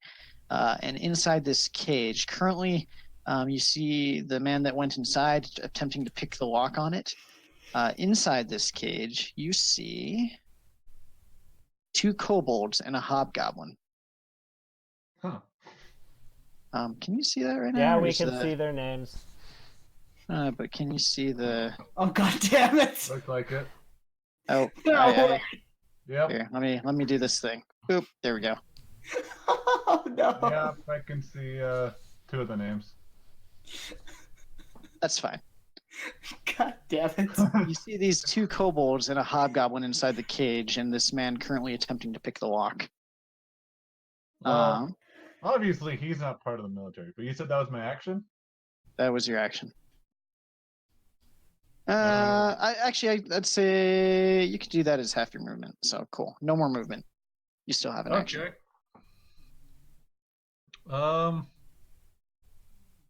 Let's see. I'm trying to think what I would have out. Probably just my bow. So, I have an idea. We'll try to shoot the arrow in front of him try and go for an intimidation, I guess. And then kind Make an attack roll just to see if you can accurately place it where you want it.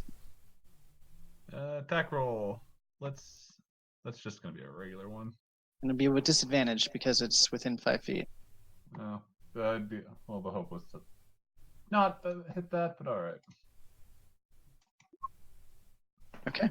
As you land the arrow directly in front of this man trying to pick it, he immediately looks back at you in surprise, I and am gonna hold and try to hold my next shot out on him.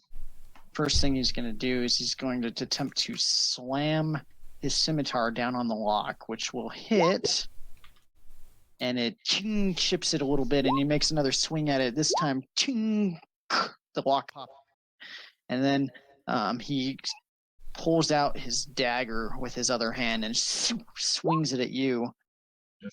13 to hit is going to miss as you duck out of the way. With that, Zod, in front of you, coming out of the tent where that bright flash of light was, you see crawling out of it is Bloodhawk Williams, Claire Bloodhawk Williams, crawling on the ground, and it almost looks like she's pushing herself along the ground with her feet. And you see in her left hand is an arm. And you look at her other side, and her dismembered at her right shoulder. Her arm is. You get the sense that she is currently holding her right arm with her left arm disconnected from her body.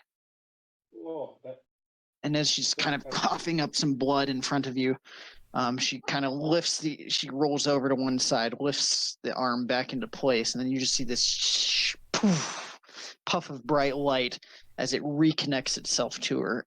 And she coughs up some more blood, and she looks up at you and says, "Well, what are you doing? Kill!"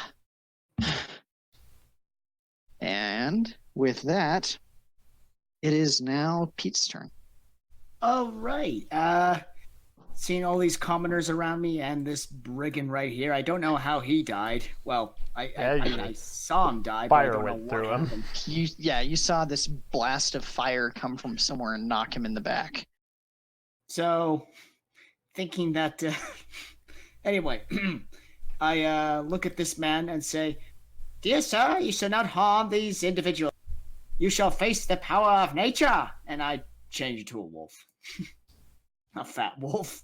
And would like to do an intimidation check. Okay, give me 1 second. As I find wolf stats. They're probably not big. Bloop. This is like a level 2 spell.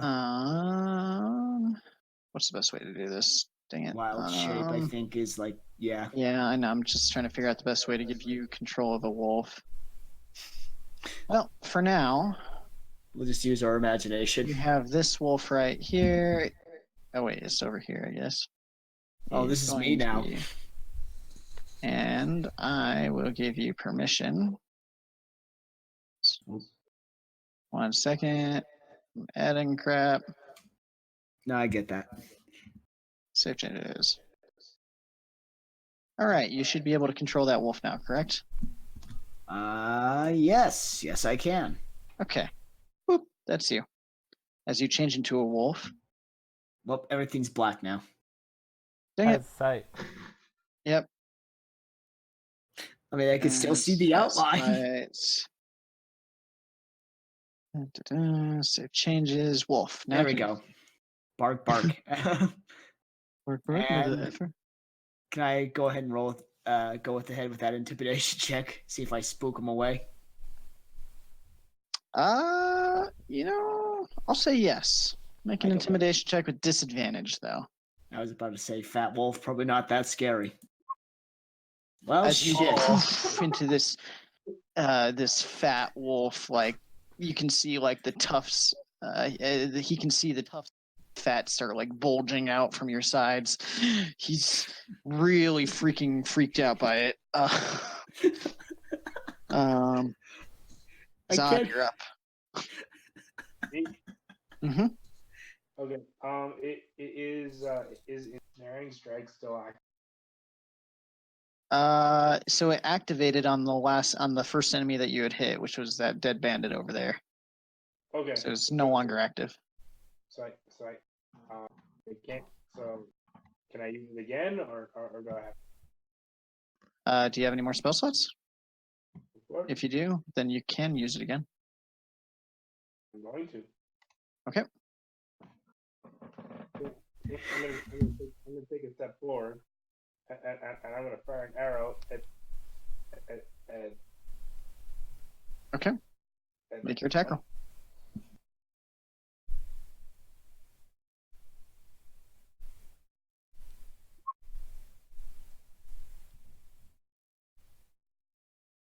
Okay. Roll your damage. As you pierce another arrow into him, this one catches him right in the neck, and he falls to the ground. And you watch as these magical vines sprout up out of the ground and encase him and root him right there to the ground. Currently dead. Also. So if they came out of the ground, do they get the other guy as well?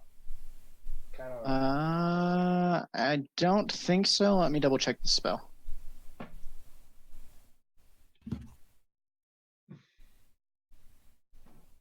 Nope. So it's just the target. Okay. Fair enough. Mm-hmm. Okay. Next up is soldiers. This one here is going to run over to that one who currently is very frightened and focused on this wolf, and he's pulling out his long sword. And he makes a swing at the guy. He's going to hit for 9 points of slashing damage as it just cuts straight across this guy's chest. Yay, chubby decoy. With that, okay. Seeing this one down here next to you, Icky, he's going to start moving that direction.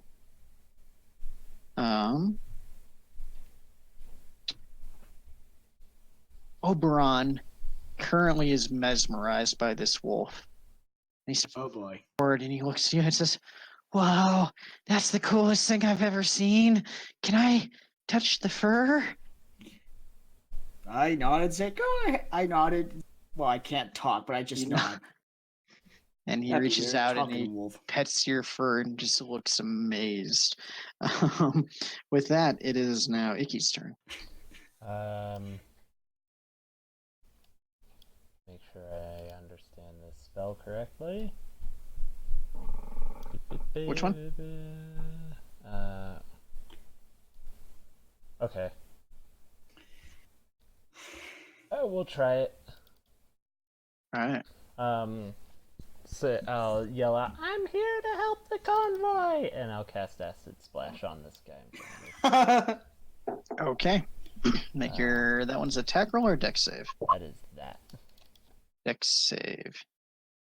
That is dexterity. It's going to be a 12. Does it make it? Does not. It takes He's 2 going to points of fail, damage. and he takes 2 points of acid damage as you squirt this acid that splashes. You just watch as part of his arm just starts sizzling from the acid. Then I'm going he's gonna to shout out. actually try and back off. You're going to try to back off? Mm-hmm. Okay. 1, 2, And as 3, 4, 5. And as you start trying to back off, he's going to get an attack of opportunity against you. Okay. That's not hit. Which will miss as he swings and just the acid clearly affecting him.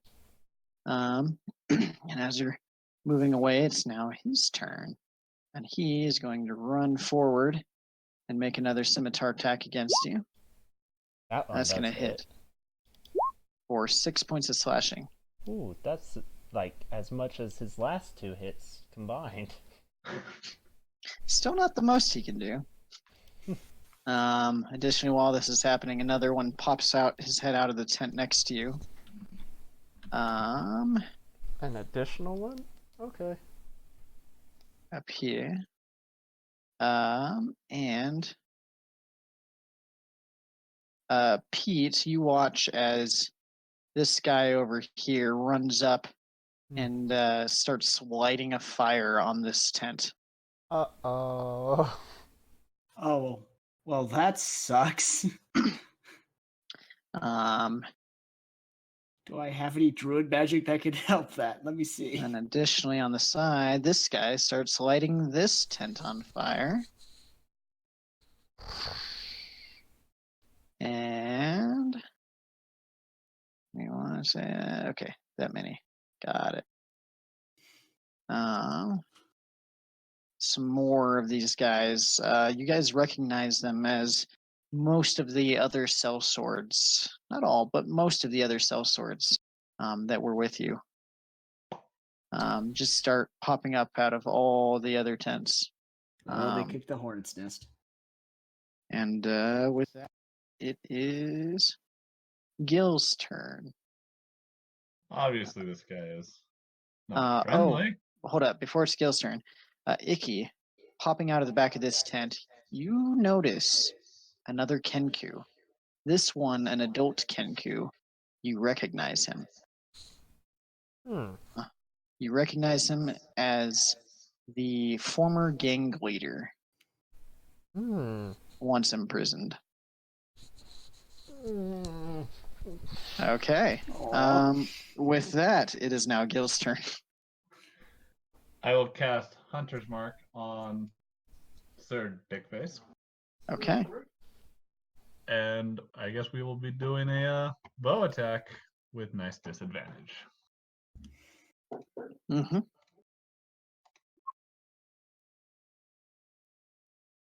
All right, that will miss as he starts batting your bow out of the way as you're firing the shot. All right. Okay. And he is now going to retaliate against you.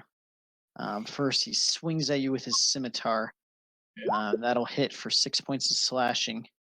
He comes up with the other hand with his dagger, and that'll miss as you dodge out of the way, and he follows up with one more scimitar attack. That one will hit for 10 points of slashing damage. He says, Gruthor, come on, let's get out of here. And he starts walking out of the tent. You do get a melee attack of opportunity against him if you'd like. Hi. Okay. Yeah. As you punch out of him, you knock your knuckles straight into the back of this, of his, what is it called? Straight into the back of this shiny-looking breastplate he's wearing. And just your fist hits it, no effect. And with that, this hobgoblin, seeing you there, is going to take the disengage action and just start running after him. And then past it. With that, it is now the civilians, which are now seeing fire, are going to start panicking as they do, and sprinting out of the camp. And some more will pop out of tents. One more civilian. What's that? You said more were popping out of tents. I thought more bandits. More civilians are popping out of tents, yeah. Jeez, that's a lot of bandits. You watch as like some of these guys just are and running and stuff. Next up is Bloodhawk. Zod, you watch as Bloodhawk stands back up, breathing heavy. And she starts moving this over this way and stands guard against this captain just next to him. Comes all the way up to him, and takes a very defensive stance, clearly favoring her arm that was until very recently removed from her body. With that, Pete, you're up. All right. Well, I have no particular spell to put out fire. Go eat him. Go eat him? Well, since my powers are only limited to healing and rabies, Not in wolf form. I'm gonna go bite this guy. All right, make your attack roll. Oh, is that unarmed strike? What is that? I have quarters. Oh, here we go. I do have unarmed strike. Oh no, it'll be with the wolf stats. Oh shoot. What's the best way to do this? If you go on your journal, actually now, Okay. and you should see a tab called Monster Manual at the top. I very I top. see wolf. So he rolled Yeah, a pull that up. 1d20 and got a natural 20. He did get a natural 20. I'm gonna count it, but do it with the wolf, and then we'll. All right. We'll make it. Should I do strength check then? No, it'd be the bite attack. There's actually a. Oh, well, look at this. Yeah, and then roll 4d4 plus 2. All right. 44 plus 2. Jesus. All right, as you I took his leg. chomp down on this guy, he goes and he's now prone as you knocked him over, and he's looking incredibly injured, and currently rolling on the ground, grasping his arm, just blood trailing down. Okay, with that, Zod, you're up. All right. Can I tell if Budhog is? Can I tell if she's trying to protect this guy or? She's currently in a stance with her sword out, in a very defensive stance against him. Against. Okay. Impress her. Kill him. All right. And Zod is gonna step up. What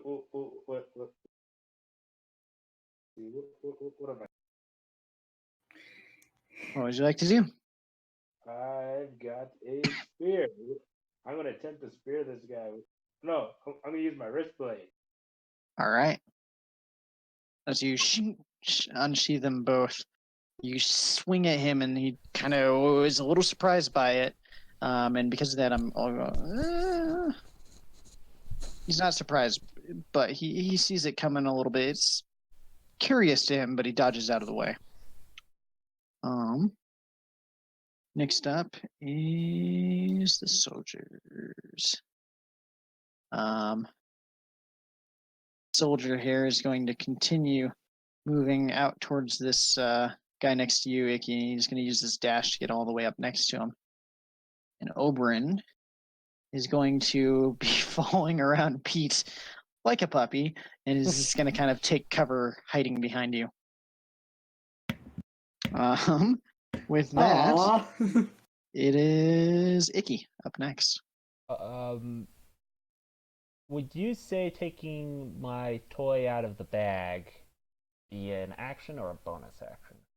I'd say an action. Okay. Then,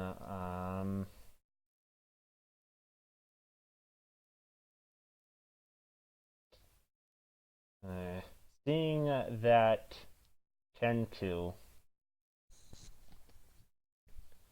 I'm going to nervously put my hand in this bag that I have on my side, and then look up at the two bandits or whatever, the sword. What are they called? Fire swords? These would appear. These guys. Yeah, what'd you call them? He would appear to be a sellsword or a Sellsword. bandit. Bandit.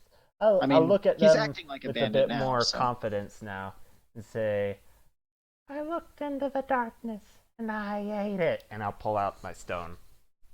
Poof. Suddenly, this ring of darkness flows around you. That is. What was the radius? 15, right? I believe so. The fuck?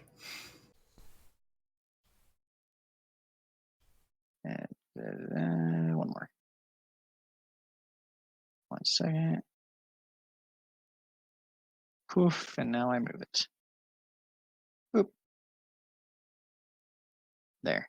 Just this poof wave of darkness just emanates from you.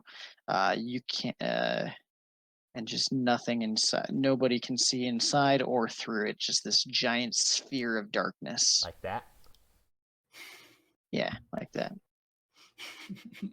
Somewhere in there. Yes. I'll move it when you want to do something with it. Although it's not letting me move. Yeah. There we go. Let's just do a little temporary. I'll bring it back. Don't worry. Okay. Now the bandit in front of you is going to make an attack with a scimitar with disadvantage because he can't see you. Miss. It's going to miss as he's just swinging wildly in the darkness. The other bandit is just going to kind of start running forward, not sure where he's going, and then poof, pops out of it, and then kind of looks around, trying to assess what happens or what's happening. And he, looking over at Zod and Bloodhawk, is going to make an attack with his light crossbow against Zod. Ooh, and that'll just barely hit you for 6 points of piercing damage. Ooh, Um, Joel. yes.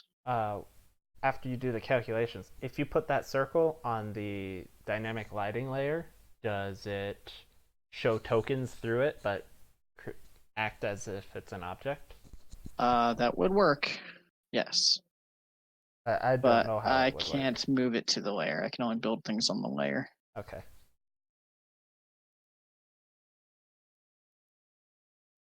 Anyway. Yeah. We'll work that out. Anyway, other bandits. This one here is going to come over. He's going to start lighting this tent on fire.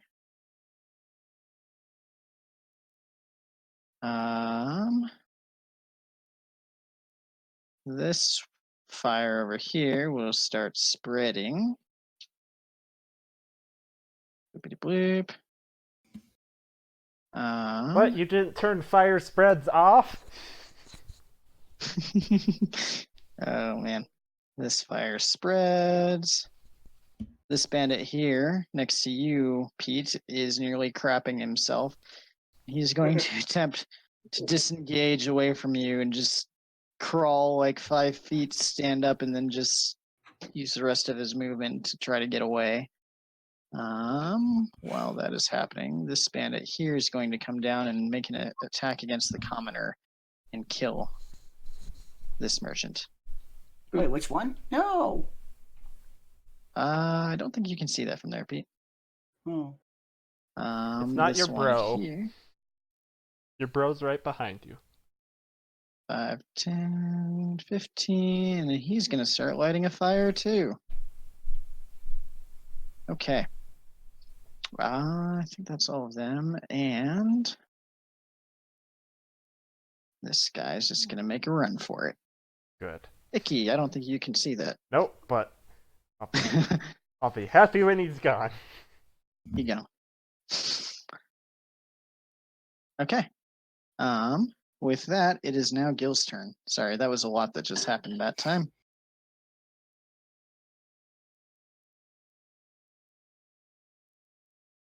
Gil? Matt, Are you muted? he's muted. He's probably eating. He moved. So that's the thing. Alright, I come running out of the tent to chase this guy. As you come around, you see the two of them there kind of facing off against Zod and Bloodhawk. Oh, I'm totally going for the guy that hit me the last couple times. Make your attack roll. But with fun. This time it's sharpshooter. Okay. As you fire this bow, as you kind of blast, aiming for his head, it whizzes right by, just barely nicking his ear. No effect. Ugh. With that, Hey, it's the smoke. what's that? It's the smoke. Oh. I swear. I don't care that I'm 3 feet tall. This is the smoke that's affecting me. With that, you watch as these two kobolds just start sprinting past you, going, "Now, Meepa, now's our chance!" And our Do I get a chance to punch one? You could, yes. You get an attack of opportunity against the first or the second goes by. First that goes by, Yeah. Don't kill them. make your attack roll. Yeah, these aren't killing blows. But I don't That'll think miss that- as he kind of ducks under it, like, "No! Okay, No! Meepa agrees!" Do you want me to?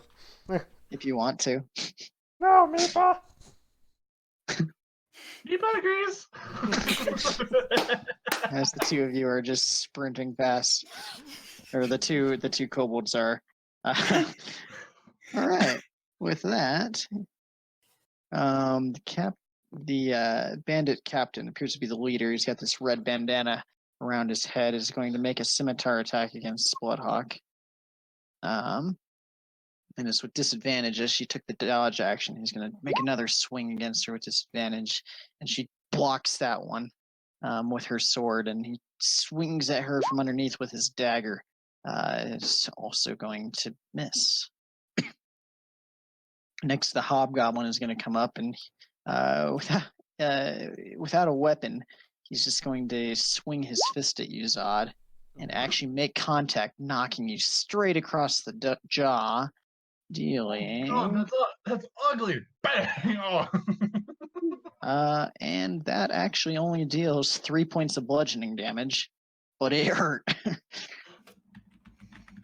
As he caught you straight across the face. All right. Next up is civilians. They're going to run around like crazy. They're not going to run into the darkness because that's scary.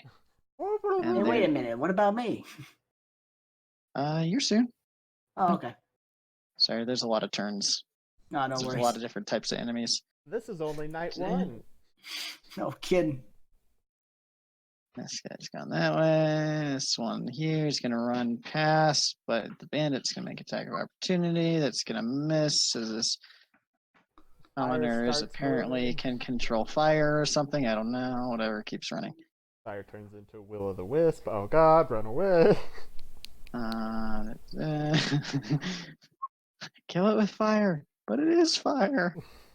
Kill it with itself. All right, next up is Bloodhawk. Scimitar, native, or natural one. Haha. All right, she is now going to. What's she gonna do? She is going to make a swing with her longsword at him. That's going to miss, and she's going to follow up with another swing. Also going to miss. Wow. Now you can feel our pain. Yeah. Next up is Pete. All right. I'm not much in a position to heal, but I do kind of want to restrain a prisoner. So should I get this guy that's slipping away, or try and restrain the Tweedledum and Tweedledee here? It's up to you. What would you like to do? For hilarity purposes, I do kind of want to see where this goes. So, do I see these two running? You do. They're currently, you look like they're dipping, ducking, diving, dodging away from everything around them. All right. Well, I see this guy crawling away, which means he's had enough. I now do try and act intimidating, like, grr. Okay. Make an intimidation check again for me. What's that against their intelligence? Oh, Right? shit! Well, it doesn't matter. Don't get all your own saliva, huh? And you hear the one in front shout out, "Quickly, run around the fat one!" Fat! I'm well covered. Run around the fat one! I tried. Zod, you're up next. A waste of a turn. I'm gonna spear the one in front of me. Okay. Make your attack roll. With two hands. As you thrust this sword into this hobgoblin, he's not wearing any armor, and as he tries to dodge it away, it still catches him in the stomach. Roll your damage. Shit.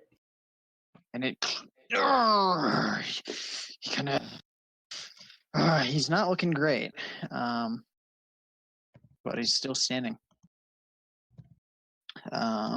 Anything else? No, Zod is going under the assumption. All right.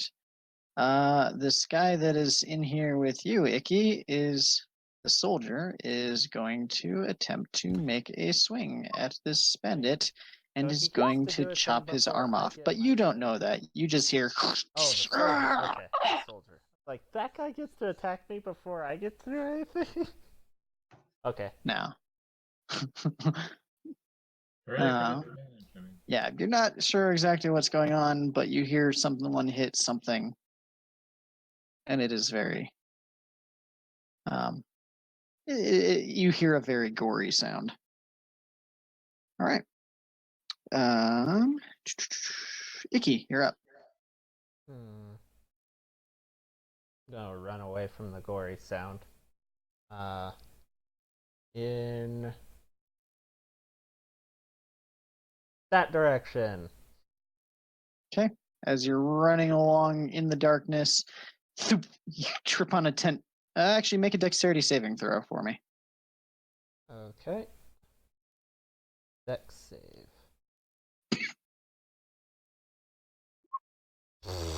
As you run through the darkness, you trip over a tent peg and fall prone. I You're run at with the the edge. darkness. Yep. And I'm now prone. And you're now prone, I will. kind of up against the edge of a tent. Nobody else saw this. You're not wrong. I will get up, so that's the other 15 feet of my movement. Okay. And then I will use my action to move 30 feet northward, along with that. Okay. Along with the tent. So. As you're. I'll go 30 feet until I hit something. All right. Roll for me a d4. D4. Okay. D6.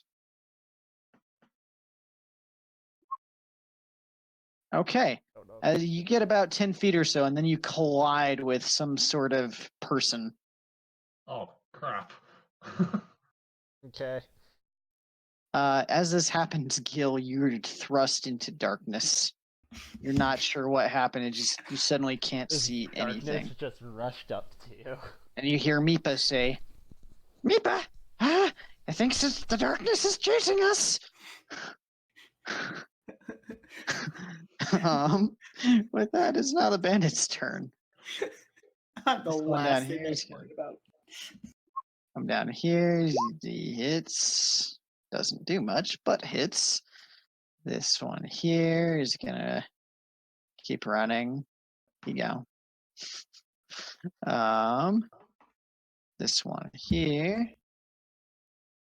is going to actually make another attack there. That person did. And then he's gonna start moving this way. This one here is gonna keep lighting fires because he really likes to do that. As the fire is spreading once more.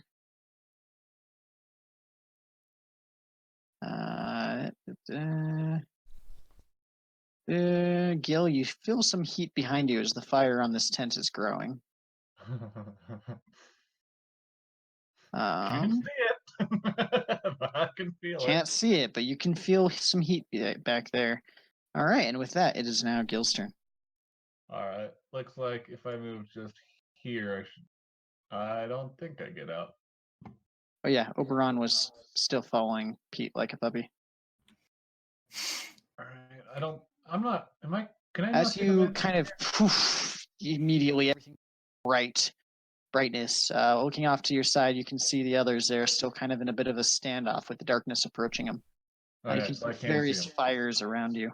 If I can see him, I can shoot him. And if I shoot him, Make your attack. sharpshooter. Seriously? As you fire one more time, just shoots up over his head off into the distance. You're trying for that precise shot, and it's just pretty difficult to land. He is going to start making more attacks. He's going to make 2 scimitar attacks against Bloodhawk, one of which will hit for 6 points of slashing. And as he's swinging at Bloodhawk with his dagger, he changes direction last second towards Zod. That's going to miss, as Zod, you aren't caught too off guard by it, and you step aside. The Hobgoblin is going to try to punch at you again, and this time you're ready for it, and you kind of swat it away with your spear. commoners are going to keep running around like chickens with their heads cut off. And slowly, that's what's going to happen. Aw. Because none of us can kill. Oh, wait. Just me. Someone that's off in the forest. And with that, it is Bloodhawk's turn. Bloodhawk at this point. Zod and Gil, the two of you notice. You watch as oh, she coughs very loudly like that. Yeah, she did that, not me. And as she kind of coughs up some more blood, you watch as these two, there's suddenly this flash of light as some wings, some angelic wings sprout out of her back. And she just starts flying straight upward and a little bit back away. The captain is going to make an attack against her, and she just swings her sword and parries it away. She's going to fly higher and higher, about 30 feet up into the air. Oh, power bomb! Come on. Superhero Pile landing. driver. And that's everything she can do on her turn. Oh. Pete, you're up. As you see Uh. these two kobolds freaking out, not freaking out about you, pretty much ignoring you, but freaking out about the darkness chasing them.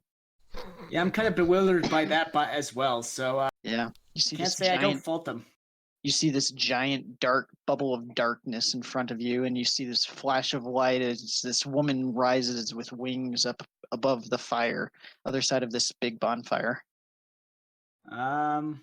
Should I turn back? I mean, most of the guys are either fleeing and or dead. What kind of wings are these? They look almost like some angelic wings, like a giant dove wings or something to that effect. Okay. Bright white and a little bit glowing. I guess I changed. I'm gonna revert back to my halfling, my original. All right. And Sorry, if this is too much work. Oh no, I gotta make a better system for it. Me. Boop, you're back. Gadzooks, Oberon. What manner of magic is this? Make an intimidation check with disadvantage for me, by the way. Me making it? Oh, really? You just I'm still changed from a intimidating these wolf. two. Like that worked so fucking Oh well. wow! Turns around. 2 natural ones in a row. Fat wolf turns into a fat old man. That is yet. The kobold in front shouts out, "The fat one got fatter!" Boy, what do you mean by that? The fat one got fatter.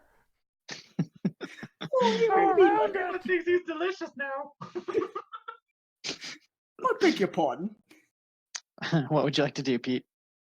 I say, oi, you two, don't move a muscle. You're under arrest. I failed in intimidation anyway, so I know. Yeah, they're ignoring. They look more like they want to eat you than they want to stop and listen. Wait, do they really eat people? You're not You sure. don't Actually, make a nature check for me, just for funsies. Oh no. Why is that -1? You've Good heard you've heard stories about savage beasts that eat people in your bedtime stories. You're not sure what kind of beasts these are, but they look like they are hungry. Maybe changing it back from a wolf was not the best idea right now. Zod, you're up. Alrighty. Oh, actually, sorry, Pete. Did you want to do something else? Sorry.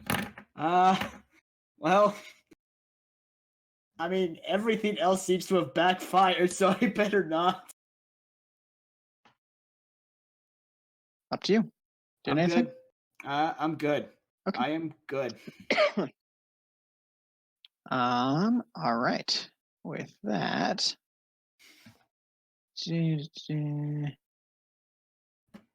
Okay. With that, Zod, you're up.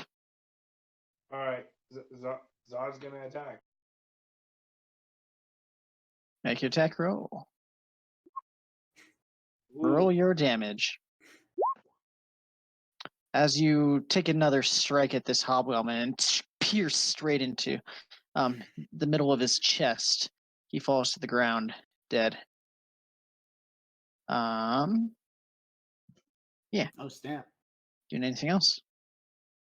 Oh, can I use the? Am I allowed to use the offhand wrist blade as a bonus or not? No, because you're using your spear right now. Okay. You'd have to put Okay. the spear away. Okay. Mhm. Good. All right. With that, this soldier's going to be swinging his sword. That's his second crit. This one annihilating yet another bandit. He's doing well. MVP. He's saying, I got another one. That's 3. And he's going to start running forward towards this other bandit. I like this. Oberon is going to. Pete, you hear Oberon start making some chanting noises behind you. And as you glance back, you can see a little bit of an orange glow in his hands. You're not quite sure what he's doing. What the blue blazes? And he just keeps kind of making these chants. And it looks like he's just kind of holding some sort of energy in. You're not sure what. With that, it is now Icky's turn. Okay.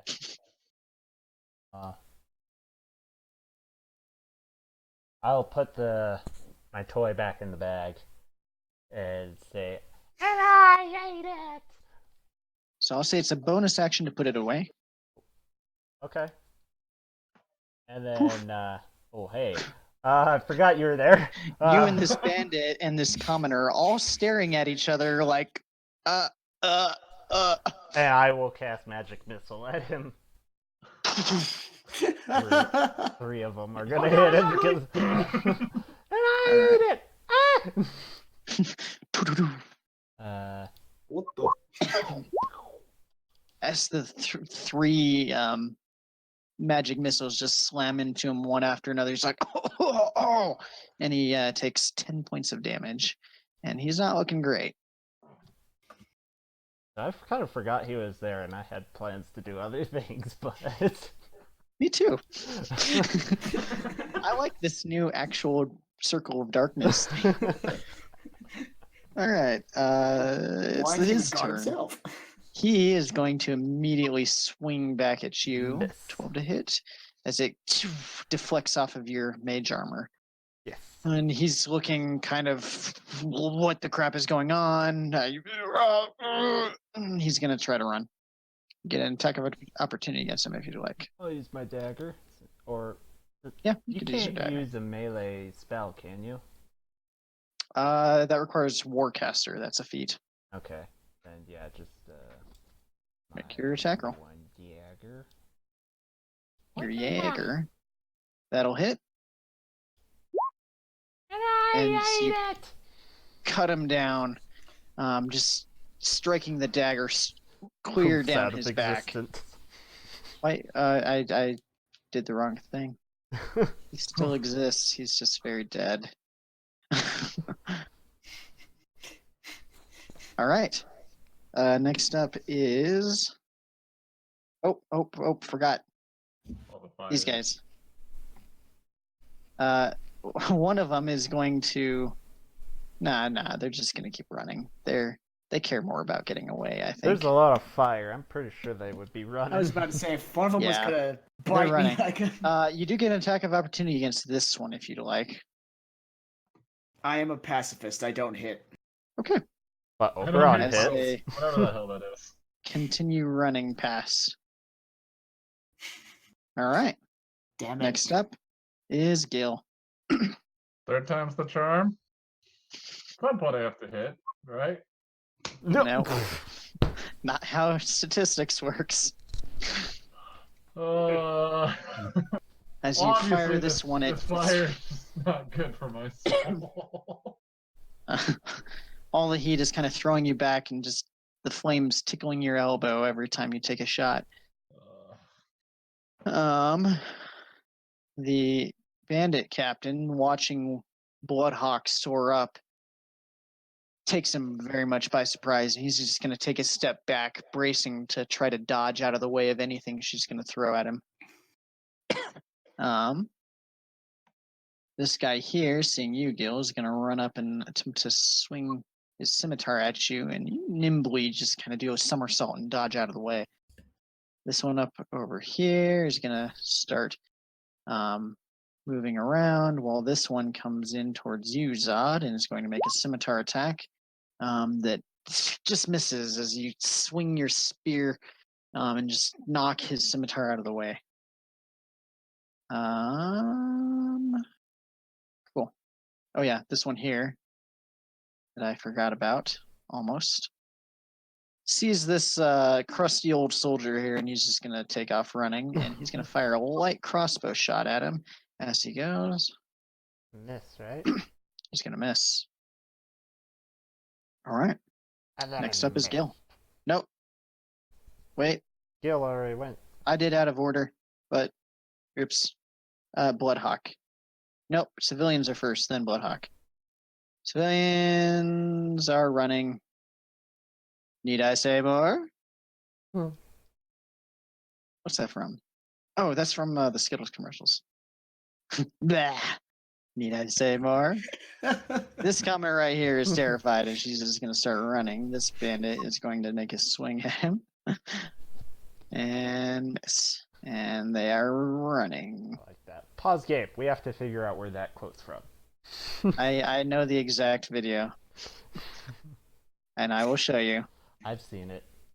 This session brought to you by.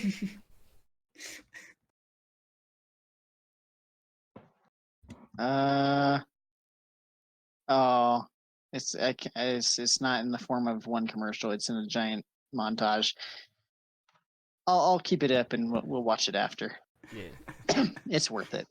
What did I It's miss? absolutely worth it. You missed. Bloodhawk's turn. Just kidding. I'm doing it right now. As she starts rising up in the air with her wings. She You was watch already 30 as feet in the air. What's that? You ended her turn while she's 30 feet in the air, didn't you? Yeah, so she's currently 30 feet in the air, and as she still continues rising upwards, you watch as suddenly this radiant sword of light just starts slamming down from the sky and slams into him, dealing 21 points of force damage. Did you just say 21? And he's I not did. dead? He's not Fucking dead. Shit. Interesting. Yeah, he's the captain. He's probably has the most health. All the same. Jesus. All right. Next up is Pete. As you just watch this sword of light come screaming down from the sky next to Bloodhawk. I see Ikibra. I would like to kind of rush to him. Do I have the movement speed for that actually? 1, 2, 3, 4. Barely. And I'd like to cast healing wound on him. Healing wound? Healing word? Or cure Healing wounds? word. Cure wounds. That's all I have actually. All right, make your roll. I actually also have Goodberry, but It is a very good berry. crap. How do I do this again? It's been so long since I had to do a spell. Okay, here we go. Let me see your sheet. Be where your You attacks just are. click on it, a prompt should come up saying what level you want to cast it at. Yeah, so on the main page, where your attacks are, it says cure wounds at the top. Oh, duh. I went to the spell one. You will have to do. It'll ask you cast by at what level in another pop-up. And it's just level 1. So submit. All right. You Nothing. touch Ikibra and heal him for 3 points of healing. Cool. And as this is going on, I'd like to say, "Dear Lord Ikibra, what is going on?" I hate it! Zod, you're up. All right. I what? This one is the cat. Yes. Okay. I'm going to attack with first wrist blade. All right. As you You attack him with it, and he dodges out of the way of the first attack. And then were you going to do the offhand? Yeah. Alrighty. Next attack roll. As he dodges out of the way of the first one, he dodges straight into your other blade coming from around the side. Roll your damage. It's going to deal 2 points of piercing damage. All right. It's better than nothing. It all adds up.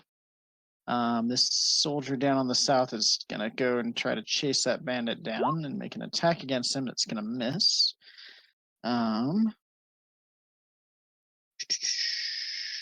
Oberon, still following Pete like a puppy. His hands are still kind of, you watched as the glow kind of faded as the kobolds ran past. And now you watch as the glow kind of starts back up again as he's hiding behind you currently. Icky, you're up. I'd like to cast Sleep at level 3. Okay. Centered right here. It has a 20-foot radius or range, I guess. So, sorry, Pete. Sleep. Double check it. I believe I just will roll. Range is 90 feet. It's got a 20-foot radius. Yep. And then I have to roll You said where was the center at? That standoff between Zod and the bandit captain. Okay. Oh, it's a 2d8. Oh, shit. That's a lot more than I thought it was. Sorry, Zod. I roll a 7d8, and if it has less hit points than that, it falls asleep. Well, almost. Basically, it's okay. So go ahead, make your roll on it. I don't see it saying it has to. It starts with whatever has the lowest hit points in that zone. Oh yeah, but I believe it's creatures of your choice, isn't it? Total is how many hit points creatures of creatures you choose. This spell. Hit points of creatures this spell can affect. Starting with the creature with the lowest current hit points. Okay, so within that zone. Are you still doing that? Yeah. Okay. So I roll a 7d8. That number. What is the? So you've got 22 hit points worth. So the person in that zone with the lowest hit points, it's a tie. So I'm gonna go ahead and just roll a d2. That guy. This guy right here falls asleep. And now, so we subtract his, so there's a certain amount left, and the next guy falls asleep, and then it's out of hit points. So 11. So the first guy had 13. Okay. So that's subtracted. Then the second guy, when you had 9 left, he was still affected by it because some of the points got to him. So, but that turns the rest of them. They're both asleep. Okay. Is it sleep or straight to sleep? Yeah, there's no saving throw, right? No, there's no saving throw. Yeah. Zod has Fey ancestry. Zod has what? Zod has Fey ancestry, which can't magic. You are correct. But it doesn't affect but you'd be unaffected anyway by it, so you're good. Either way. Cool. Anything else you're doing, Icky? It's a creature that has. I will move up to there. Up to here. Okay. Bandit's turn. This bandit here is not a fan of everything that's happening around him. He's gonna move. He's actually gonna come up over here, back to back against the captain. And he's gonna make a swing, the more threatening-looking one, which is probably Gil. Hit. He's gonna hit you with his scimitar, dealing 3 points of slashing damage to you. Still have more health than the guy that fell asleep. And let me check something really quick here. All right. Now the other one, this guy's going to attempt to run. Soldier gets an attack of opportunity. He's going to land it, and this guy's injured, but he continues on running to the south. These two up here, it's not, they don't get a saving throw to wake up, correct? No, it's just whenever they're attacked, or 1 minute. 1 minute, or when they're slapped or shaken awake. Uh-huh. Cool. Slash stabbed. So they are going to spend their turn sleeping, while Meepo and Meepa run away. There you go. Oh. In the good way. Or was it the bad way?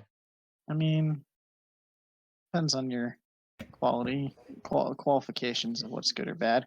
Next up is Gil. I'm gonna aim for the captain again. You just bloody die?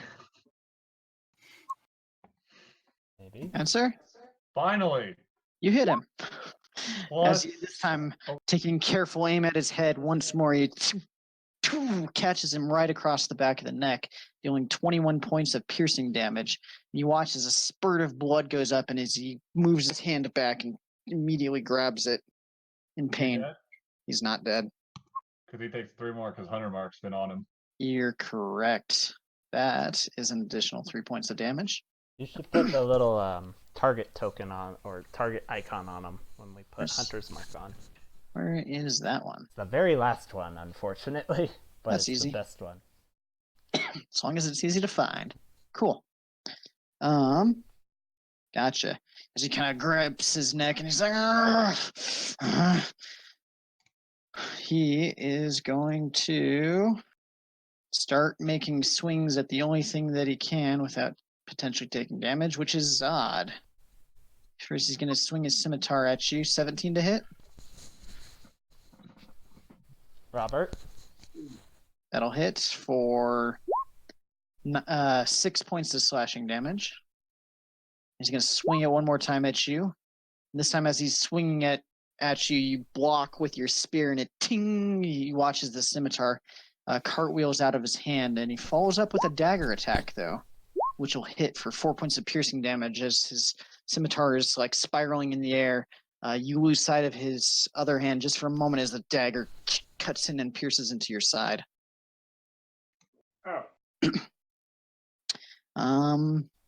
Commoners are running like the bitches they are. Bloodhawk, return. You watch as her sword that's currently here on the ground. Not what I meant to do. Wrong thing. This one. Takes another swing at the bandit captain. And it is going to hit him for 22 points of damage, and he is just barely holding on to life as she's up in the air, just flapping her wings as this glowing sword is currently next to him. Next up is Pete. All right. I move over to where Gil is and say, "Well met, good friend. Here, let me soothe your ailment," and use healing word on him as well. Healing word or cure wounds? Good lord, cure wounds. Good. I'm so used to having Boo use healing word. Fair enough. You reach out and you kind of, some of his wounds are open a bit. You manage to close a couple of them for 3 points of healing. Try not to move around too much. Zod, you're up. You just took a couple big strikes from this guy. All right, I'm still going after the cat. All right. Make your attack roll. All right, as you swing your wrist blade out at him, he blocks it with his dagger. And then I get offhand. You can. This time, as you swing your wrist blade at him, he blocks it with his crossguard of his dagger and just jams it jams your wrist blade in, your offhand wrist blade. It's currently now tucked back in and jammed shut. All right. Next up is soldiers. This guy is going to continue chasing that bandit away.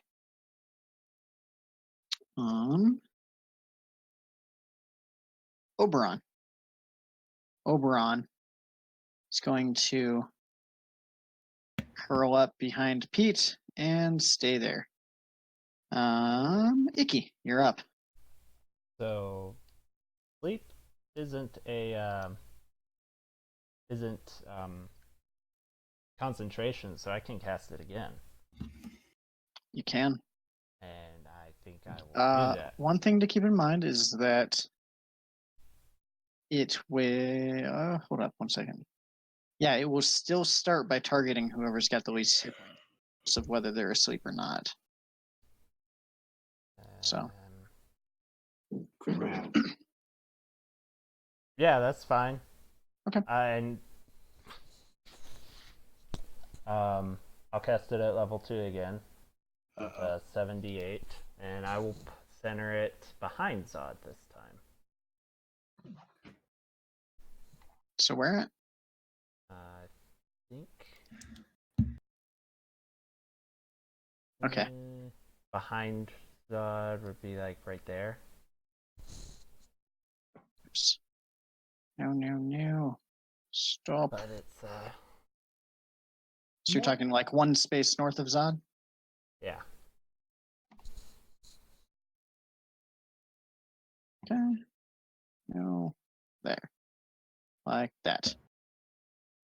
A little bit bigger. 20 feet?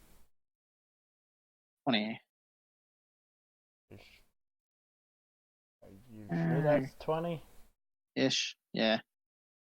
Right there. Okay.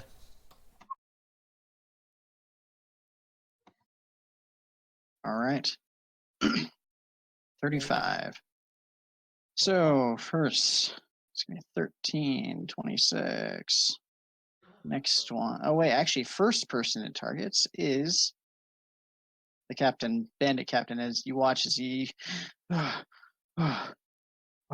falls to the ground, unconscious.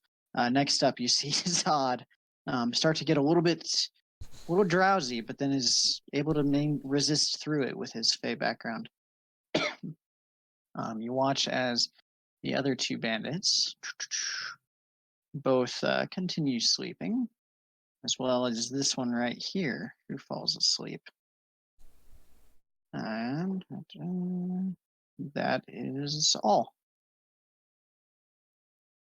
That's with all that, the enemies, isn't it?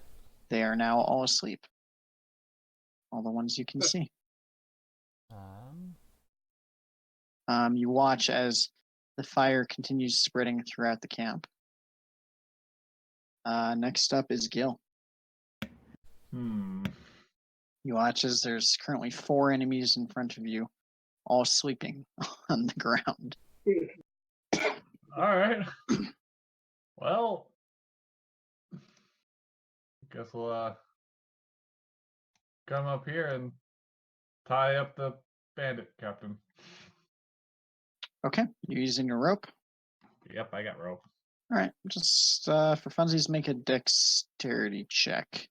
It'll take you a little bit of time to time up. So next up is you watch as Bloodhawk starts flapping her wings as she comes back down to the ground, and her sword vanishes, or the sword of light from earlier vanishes. She's still got her other sword out. Well, we're not quite done here, and she takes another with her long sword at the sleeping bandit next to her. Advantage. Sword, it is with advantage. You're right. As the sword hits the ground next to him. Totally meant to do that. And she makes another swing at him. Come on, load. There it goes. And that's gonna hit for 10 points of slashing, or 9 points of slashing damage and a point of radiant damage. Wakes him up And he is now immediately. no longer unconscious. He kind of wakes up on the ground. It is now Pete's turn.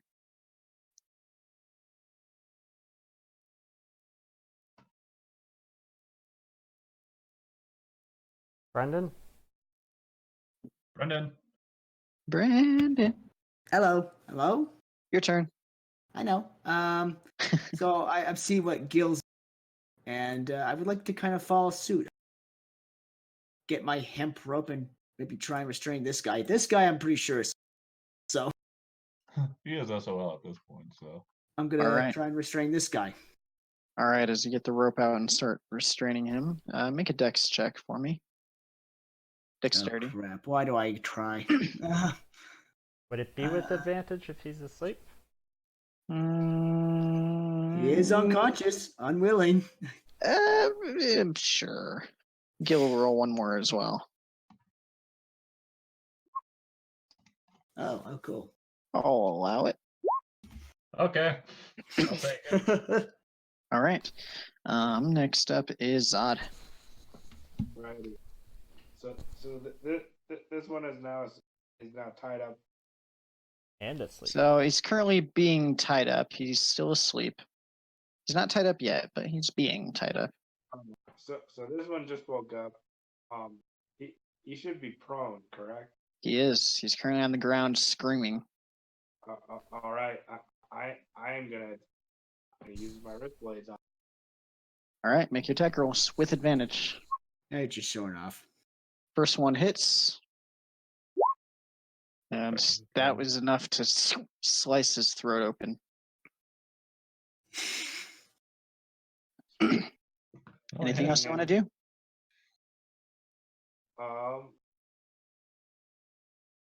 Gil's the one Gil's the one tying this. Yeah, Gil is currently tying the captain up. Zod's gonna turn to Gil like, should I kill?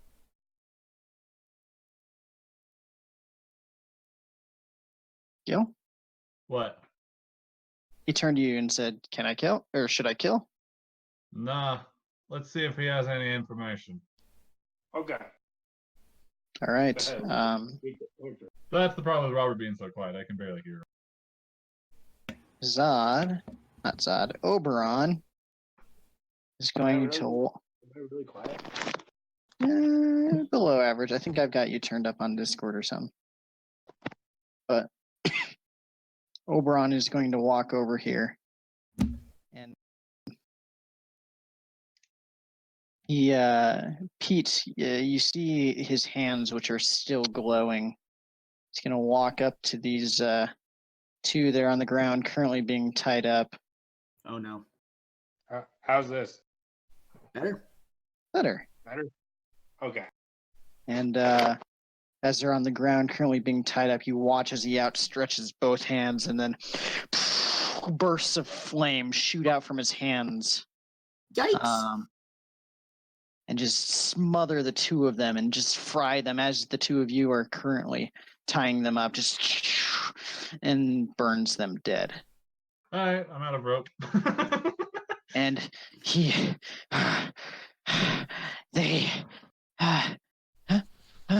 Oberon looks a little bit concerned. Oberon, and what then have you done? And then he just starts running. Oberon. Icky, you're up next.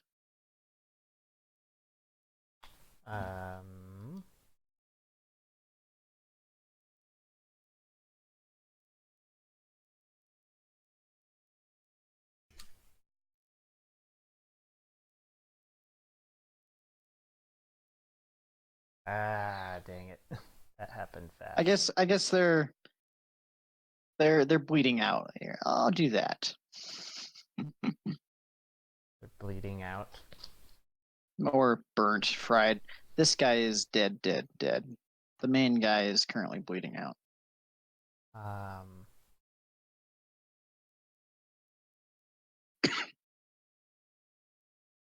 I will take the main guy and give him a healing potion. Okay, make your roll. It's a 1d4. +4? Healing potion is 2d4 plus 2. 2d4 plus 2. I'm thinking of Metagel. Oh, /R, not /1. 2d4 plus 2. Okay, and you watch as he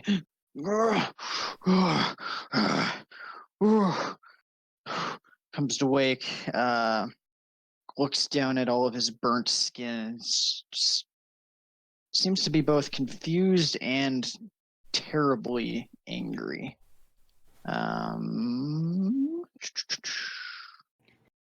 right. Next up is going to be Gil. Is he still restrained by rope, or is that gone to the fire? The rope appears to have burnt. Okay, double checking. And almost burnt your hands while he was doing it. Would it be possible to have my short sword out and kind of just like sit on him? Yeah, you could do that. Got questions. And kind of put it up to his throat. All right, with that, we'll go ahead and go into roleplay mode here. Then, as soon as we go into roleplay mode, I'll fire a magic missile at the sleeping guy to the north. Oh, gosh. Okay. Make your attacks. Zooks!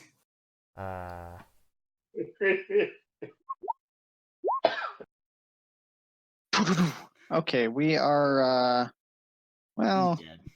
he's not dead. He's not looking good. The 3 attacks slam into him, and he's on the ground, hurting very bad.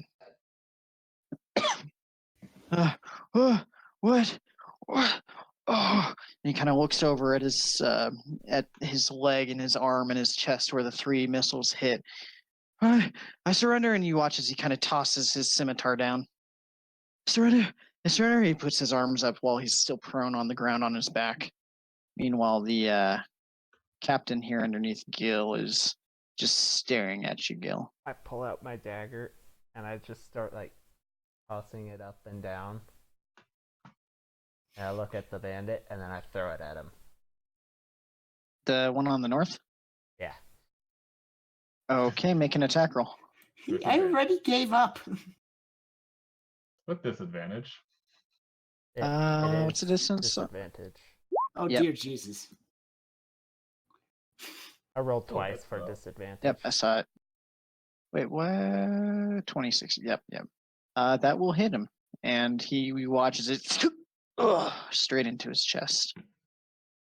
You guys are talking. I will go recover my dagger and talk to the body. Oh, I'm getting PTSD from the guy who yelled meat wagon again and again. Oi, Lieutenant, did you have any questions for this mate? Questions for him? Why would you just want him dead? He is the one that freed your prisoners. I want him dead because he took my damn arm off. But you're right, we should probably try to get some information from him. Wings on her back suddenly fold up and just morph back into her, underneath her armor. There's currently 2. You now see them. There's on her back. There's kind of these 2 smaller slits for the wings to come out of. We go, we're all friendly now, like. Now, let's tuck this fellow in and see to our burning abodes. Well, I have no more rope due to your friend there. I'm afraid he burned my rope too. If you want to keep him restrained, just do this. She pulls out her long sword and just up against him, straight to his throat, and is just holding it there. Here's how you restrain someone. Without rope. Zod's gonna take his the wrist his the non-jam just hold it up ready to him. Okay. All right, well since you guys have swords, Zod, make an intimidation check with advantage.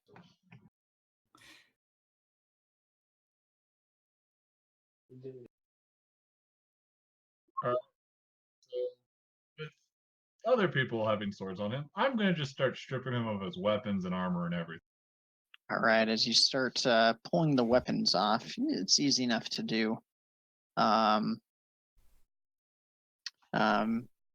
he didn't have a lot on it. He had a very nice looking scimitar on him, and then he also had a very nice looking scimitar, and he also had a dagger on him. Weapon wise, that's all you've found. Ooh, a His nice armor is this very nice looking breastplate. And I'll take the scimitar. as you are looking at, or as you are starting to dig through, you notice his hand slowly making its way to a bag of coins. He starts to lift up this bag of coins, and he coughs a little bit. The ringleader. Here, let me open these up. These are yours, as long as you spare my life. Well, that depends on the information you give us. And he lifts his other hand up and starts untying the bag and says, "Sure, I'll tell you what you want to know." And as he opens the bag, he dumps it upside down, slams it against his chest, and you watch as all of these coins in his bag just start melting their way into his armor. And he slaps away Bloodhawk's sword. He's going to attempt to get up and try to run. Each of you gets an attack of opportunity against him. I now have a new scimitar. It's a Scimitar. +1, actually. Give me a sec. I can add that to you. You're going to add it for me? All right, then. No touching. I'm Hang gonna on a take sec.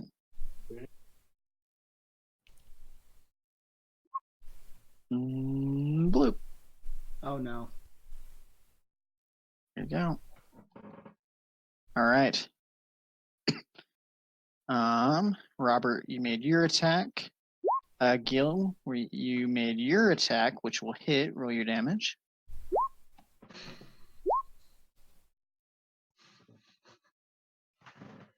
And Pete, were you making an attack? I was actually going to ask, what could I do to grab his feet? Like I don't. Have You could attempt to grapple him. Just do a strength check or athletics check. Oh Christ! I have -3 in that. Not bad. Yeah. As you lunge for his feet, he kind of dives away and he jumps away. And Zod, as you cut him straight on the back through a very small. Oh, wait a minute. Not Zod. Just kidding. Gil, as you think you found this very slight chink in his armor, you watch as the armor itself seems to expand out momentarily and just. And as your scimitar is about to hit it, you redirect and slice him right on the leg, cutting him down. And All he's right, we can now. try this again, or we can try to finish him. Oh, sorry, not dead, just unconscious, bleeding out currently. Boy, is he worth it? I don't care. You I make the cast decision. magic missile. Yeah, I was gonna go Finish for him. decapitation. You watch his anime style, the missiles just shoot out from Ikibra's hand and straight into his back, finishing him off. Well, Dead. that was unnecessarily brutal. Well, if the little bugger wouldn't have tried to fight, this would have ended differently, wouldn't it? Perhaps. I mean, that one guy did say he surrendered, but Ikibra also flayed him. Do we have to kill them? Well, not necessarily. There's always other ways to fight. Icky's right. You have to kill everyone, but Well, that all being said and done, who would like some good berries? Any other real questions? Oh no, it is a real question. Would you like a good berry, guaranteed to nourish you and soothe some of your ailment? Oh, sure. I conjure up 10 good berries, and that eliminates all my spell slots for now. Everyone partake in one. kind of picks one up, kind of looks at it, and then eats it. You heal. What? You get 1 HP back, and you're full. Yeah, I don't eat have to one use as that. myself because I am very fat. You eat 10. That would be Eat bad the for remainder. me. God is gonna take a scimitar off. Off of one of the down guys. Yeah. Okay, easy enough to do. You can. Most of them had scimitars. They're not in good condition, but they're definitely functional. Yeah. Let me add that to you. All So right. this happened it is roughly now 9. Sorry. It is now in your inventory. Oh, did you already add it? Yeah, I was just gonna take. Yeah. There you go. Cool. That was roughly 9 miles north of North Shore. Roughly, yeah. Okay. Can I take some opportunity to converse with Oberon? He ran off. Yeah. So the last you saw him, you guys darted it, or he had darted back into his tent. All right. As you walk over there and you look into his tent, he's gone, and it appears that his bag from before is also gone. Gadzooks. Sitting in the middle of the floor of this tent, you see the pendant from before. I'm kind of reluctant to touch it. I don't like it. Can I do a knowledge check or something? What are you trying to do? Maybe deduce if it's safe to pick up or not? Can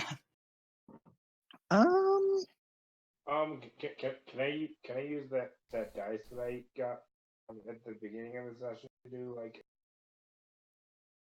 To check the pendant? Yeah.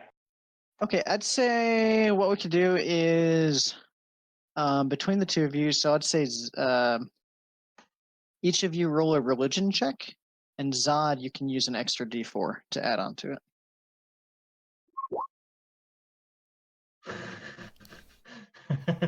Well, Zod, you can choose whether or not you want to add the D4. Oh. Okay. Zod, to you it looks like an ordinary pendant. It's got this silver snake coiled around the outside, kind of engulfing its own tail. There's some sort of symbol on it.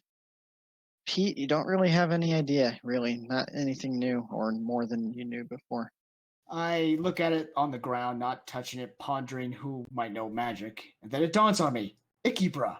He seems to be proficient in the ways of magic. I'll go badger him and give him his good berry. Oh, Zod, by the way, would you like a good berry? You me? Yes, would you like a good berry? Of course. There we go. You get 1 HP back, and it's sure to nourish you for a whole day. So, how much health did I get back from that? Just 1 point. They don't do much. They just feed you Okay. and stabilize you if anything else.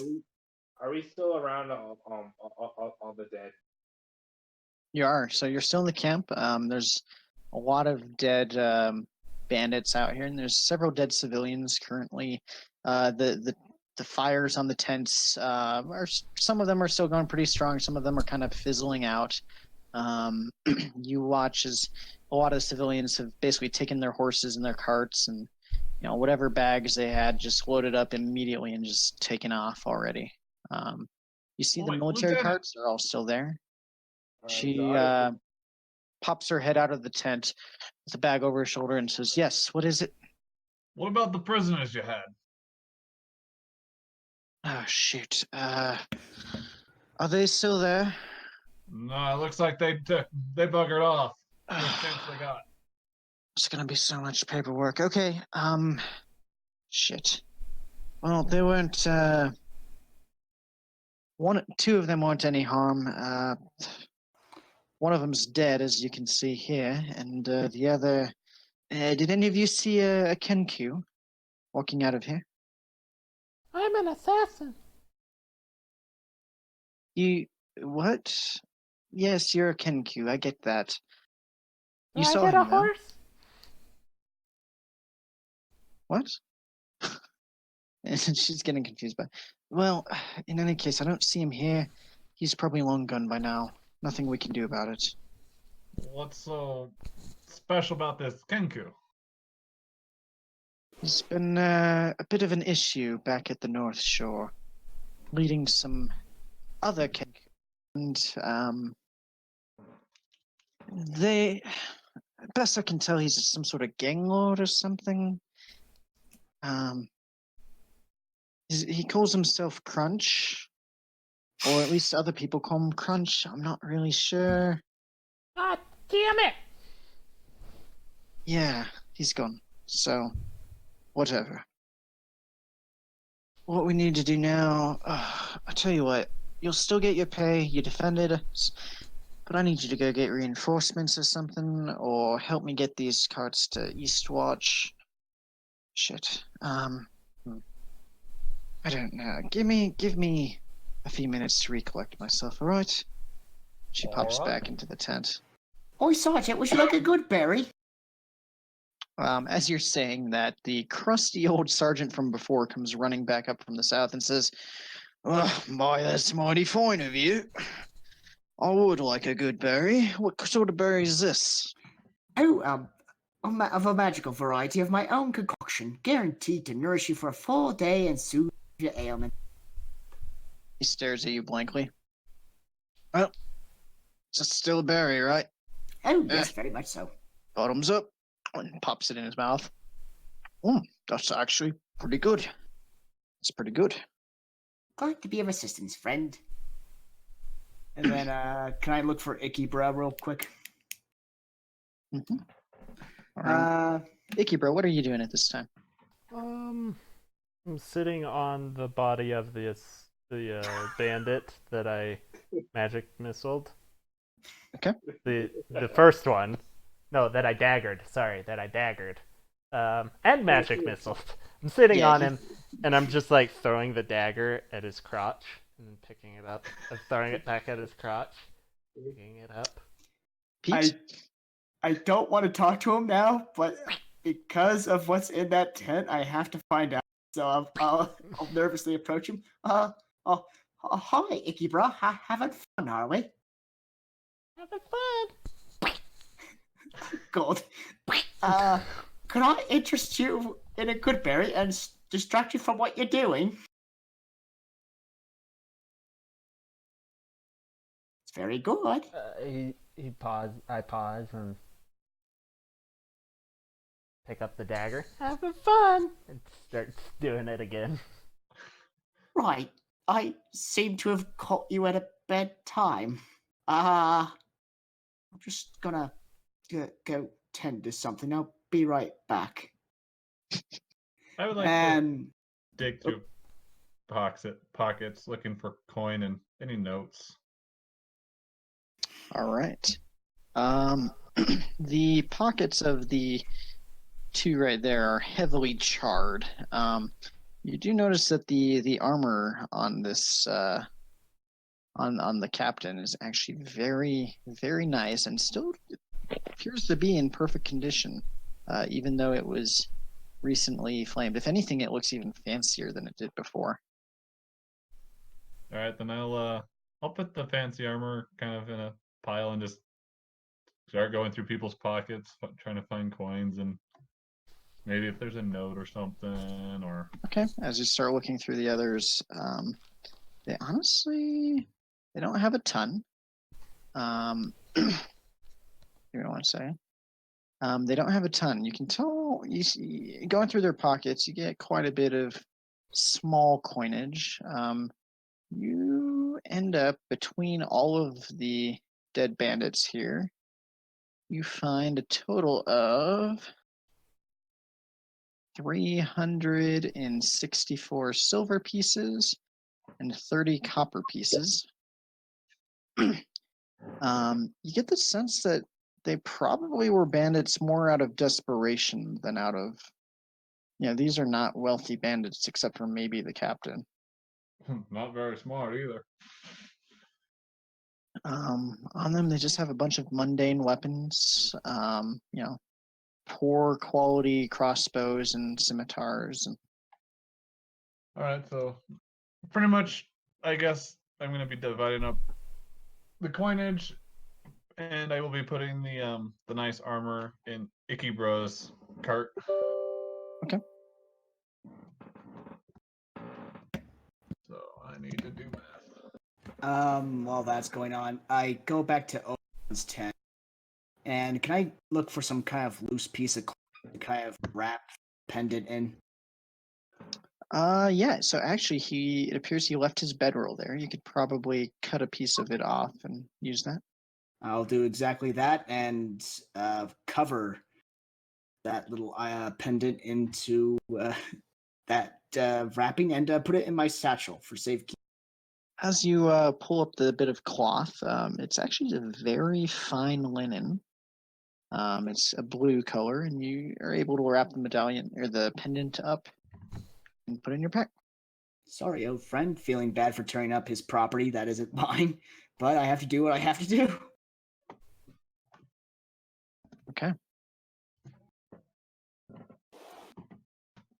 So would you like to, yeah, so as this is all kind of wrapping up, the fires are starting to die down.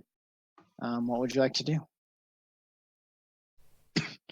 Currently, the sergeant and Bloodhawk are over by the weapons carts, kind of underneath the burnt wreckage of the tent. They seem to have salvaged 3 of the carts. The one with the cage is definitely gone, but the other 3 seem to be in okay condition, as are the weapons around them. And they're Zod's gonna go over and attempt to help. Okay, attempt to help. What? Just help him salvage stuff. So yeah, it seems like they've left the carts mostly loaded up still. It seems to be pretty much in order at this point. As you're walking over, they seem to be discussing kind of what the plan is moving forward. And you hear the sergeant talking about needing more reinforcements from New Grafka. And Gil would be walking with Zod if there's so time. 2 of you walk over. I think that we got to get this convoy up to Eastwatch quickly, all right? We don't have time to go back and put up another post, and who knows if anyone will join. And if we do get people to join, how do we know they're not more mercenaries? Zod is gonna turn to Bloodhawk, offer out a hand for like. Yes, can I help you? You have an idea? I was just, I'd be happy with any further escorting of this equipment to go. Sergeant, what do you think? I think they can hold themselves in the fight, sure, but well, I don't know if we'll have the funds to pay him after this mess.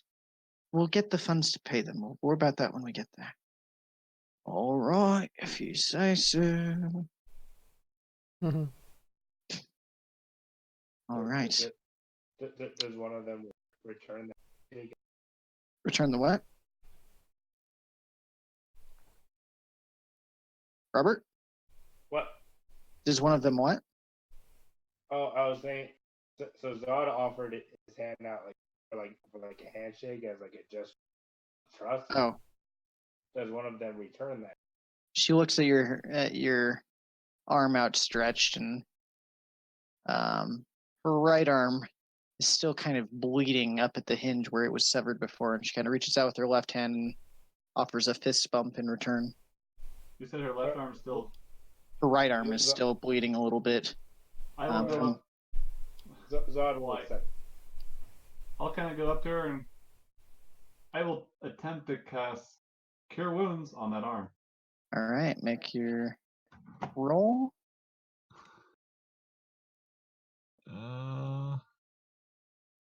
Is that not a? Oh, wait, there it is.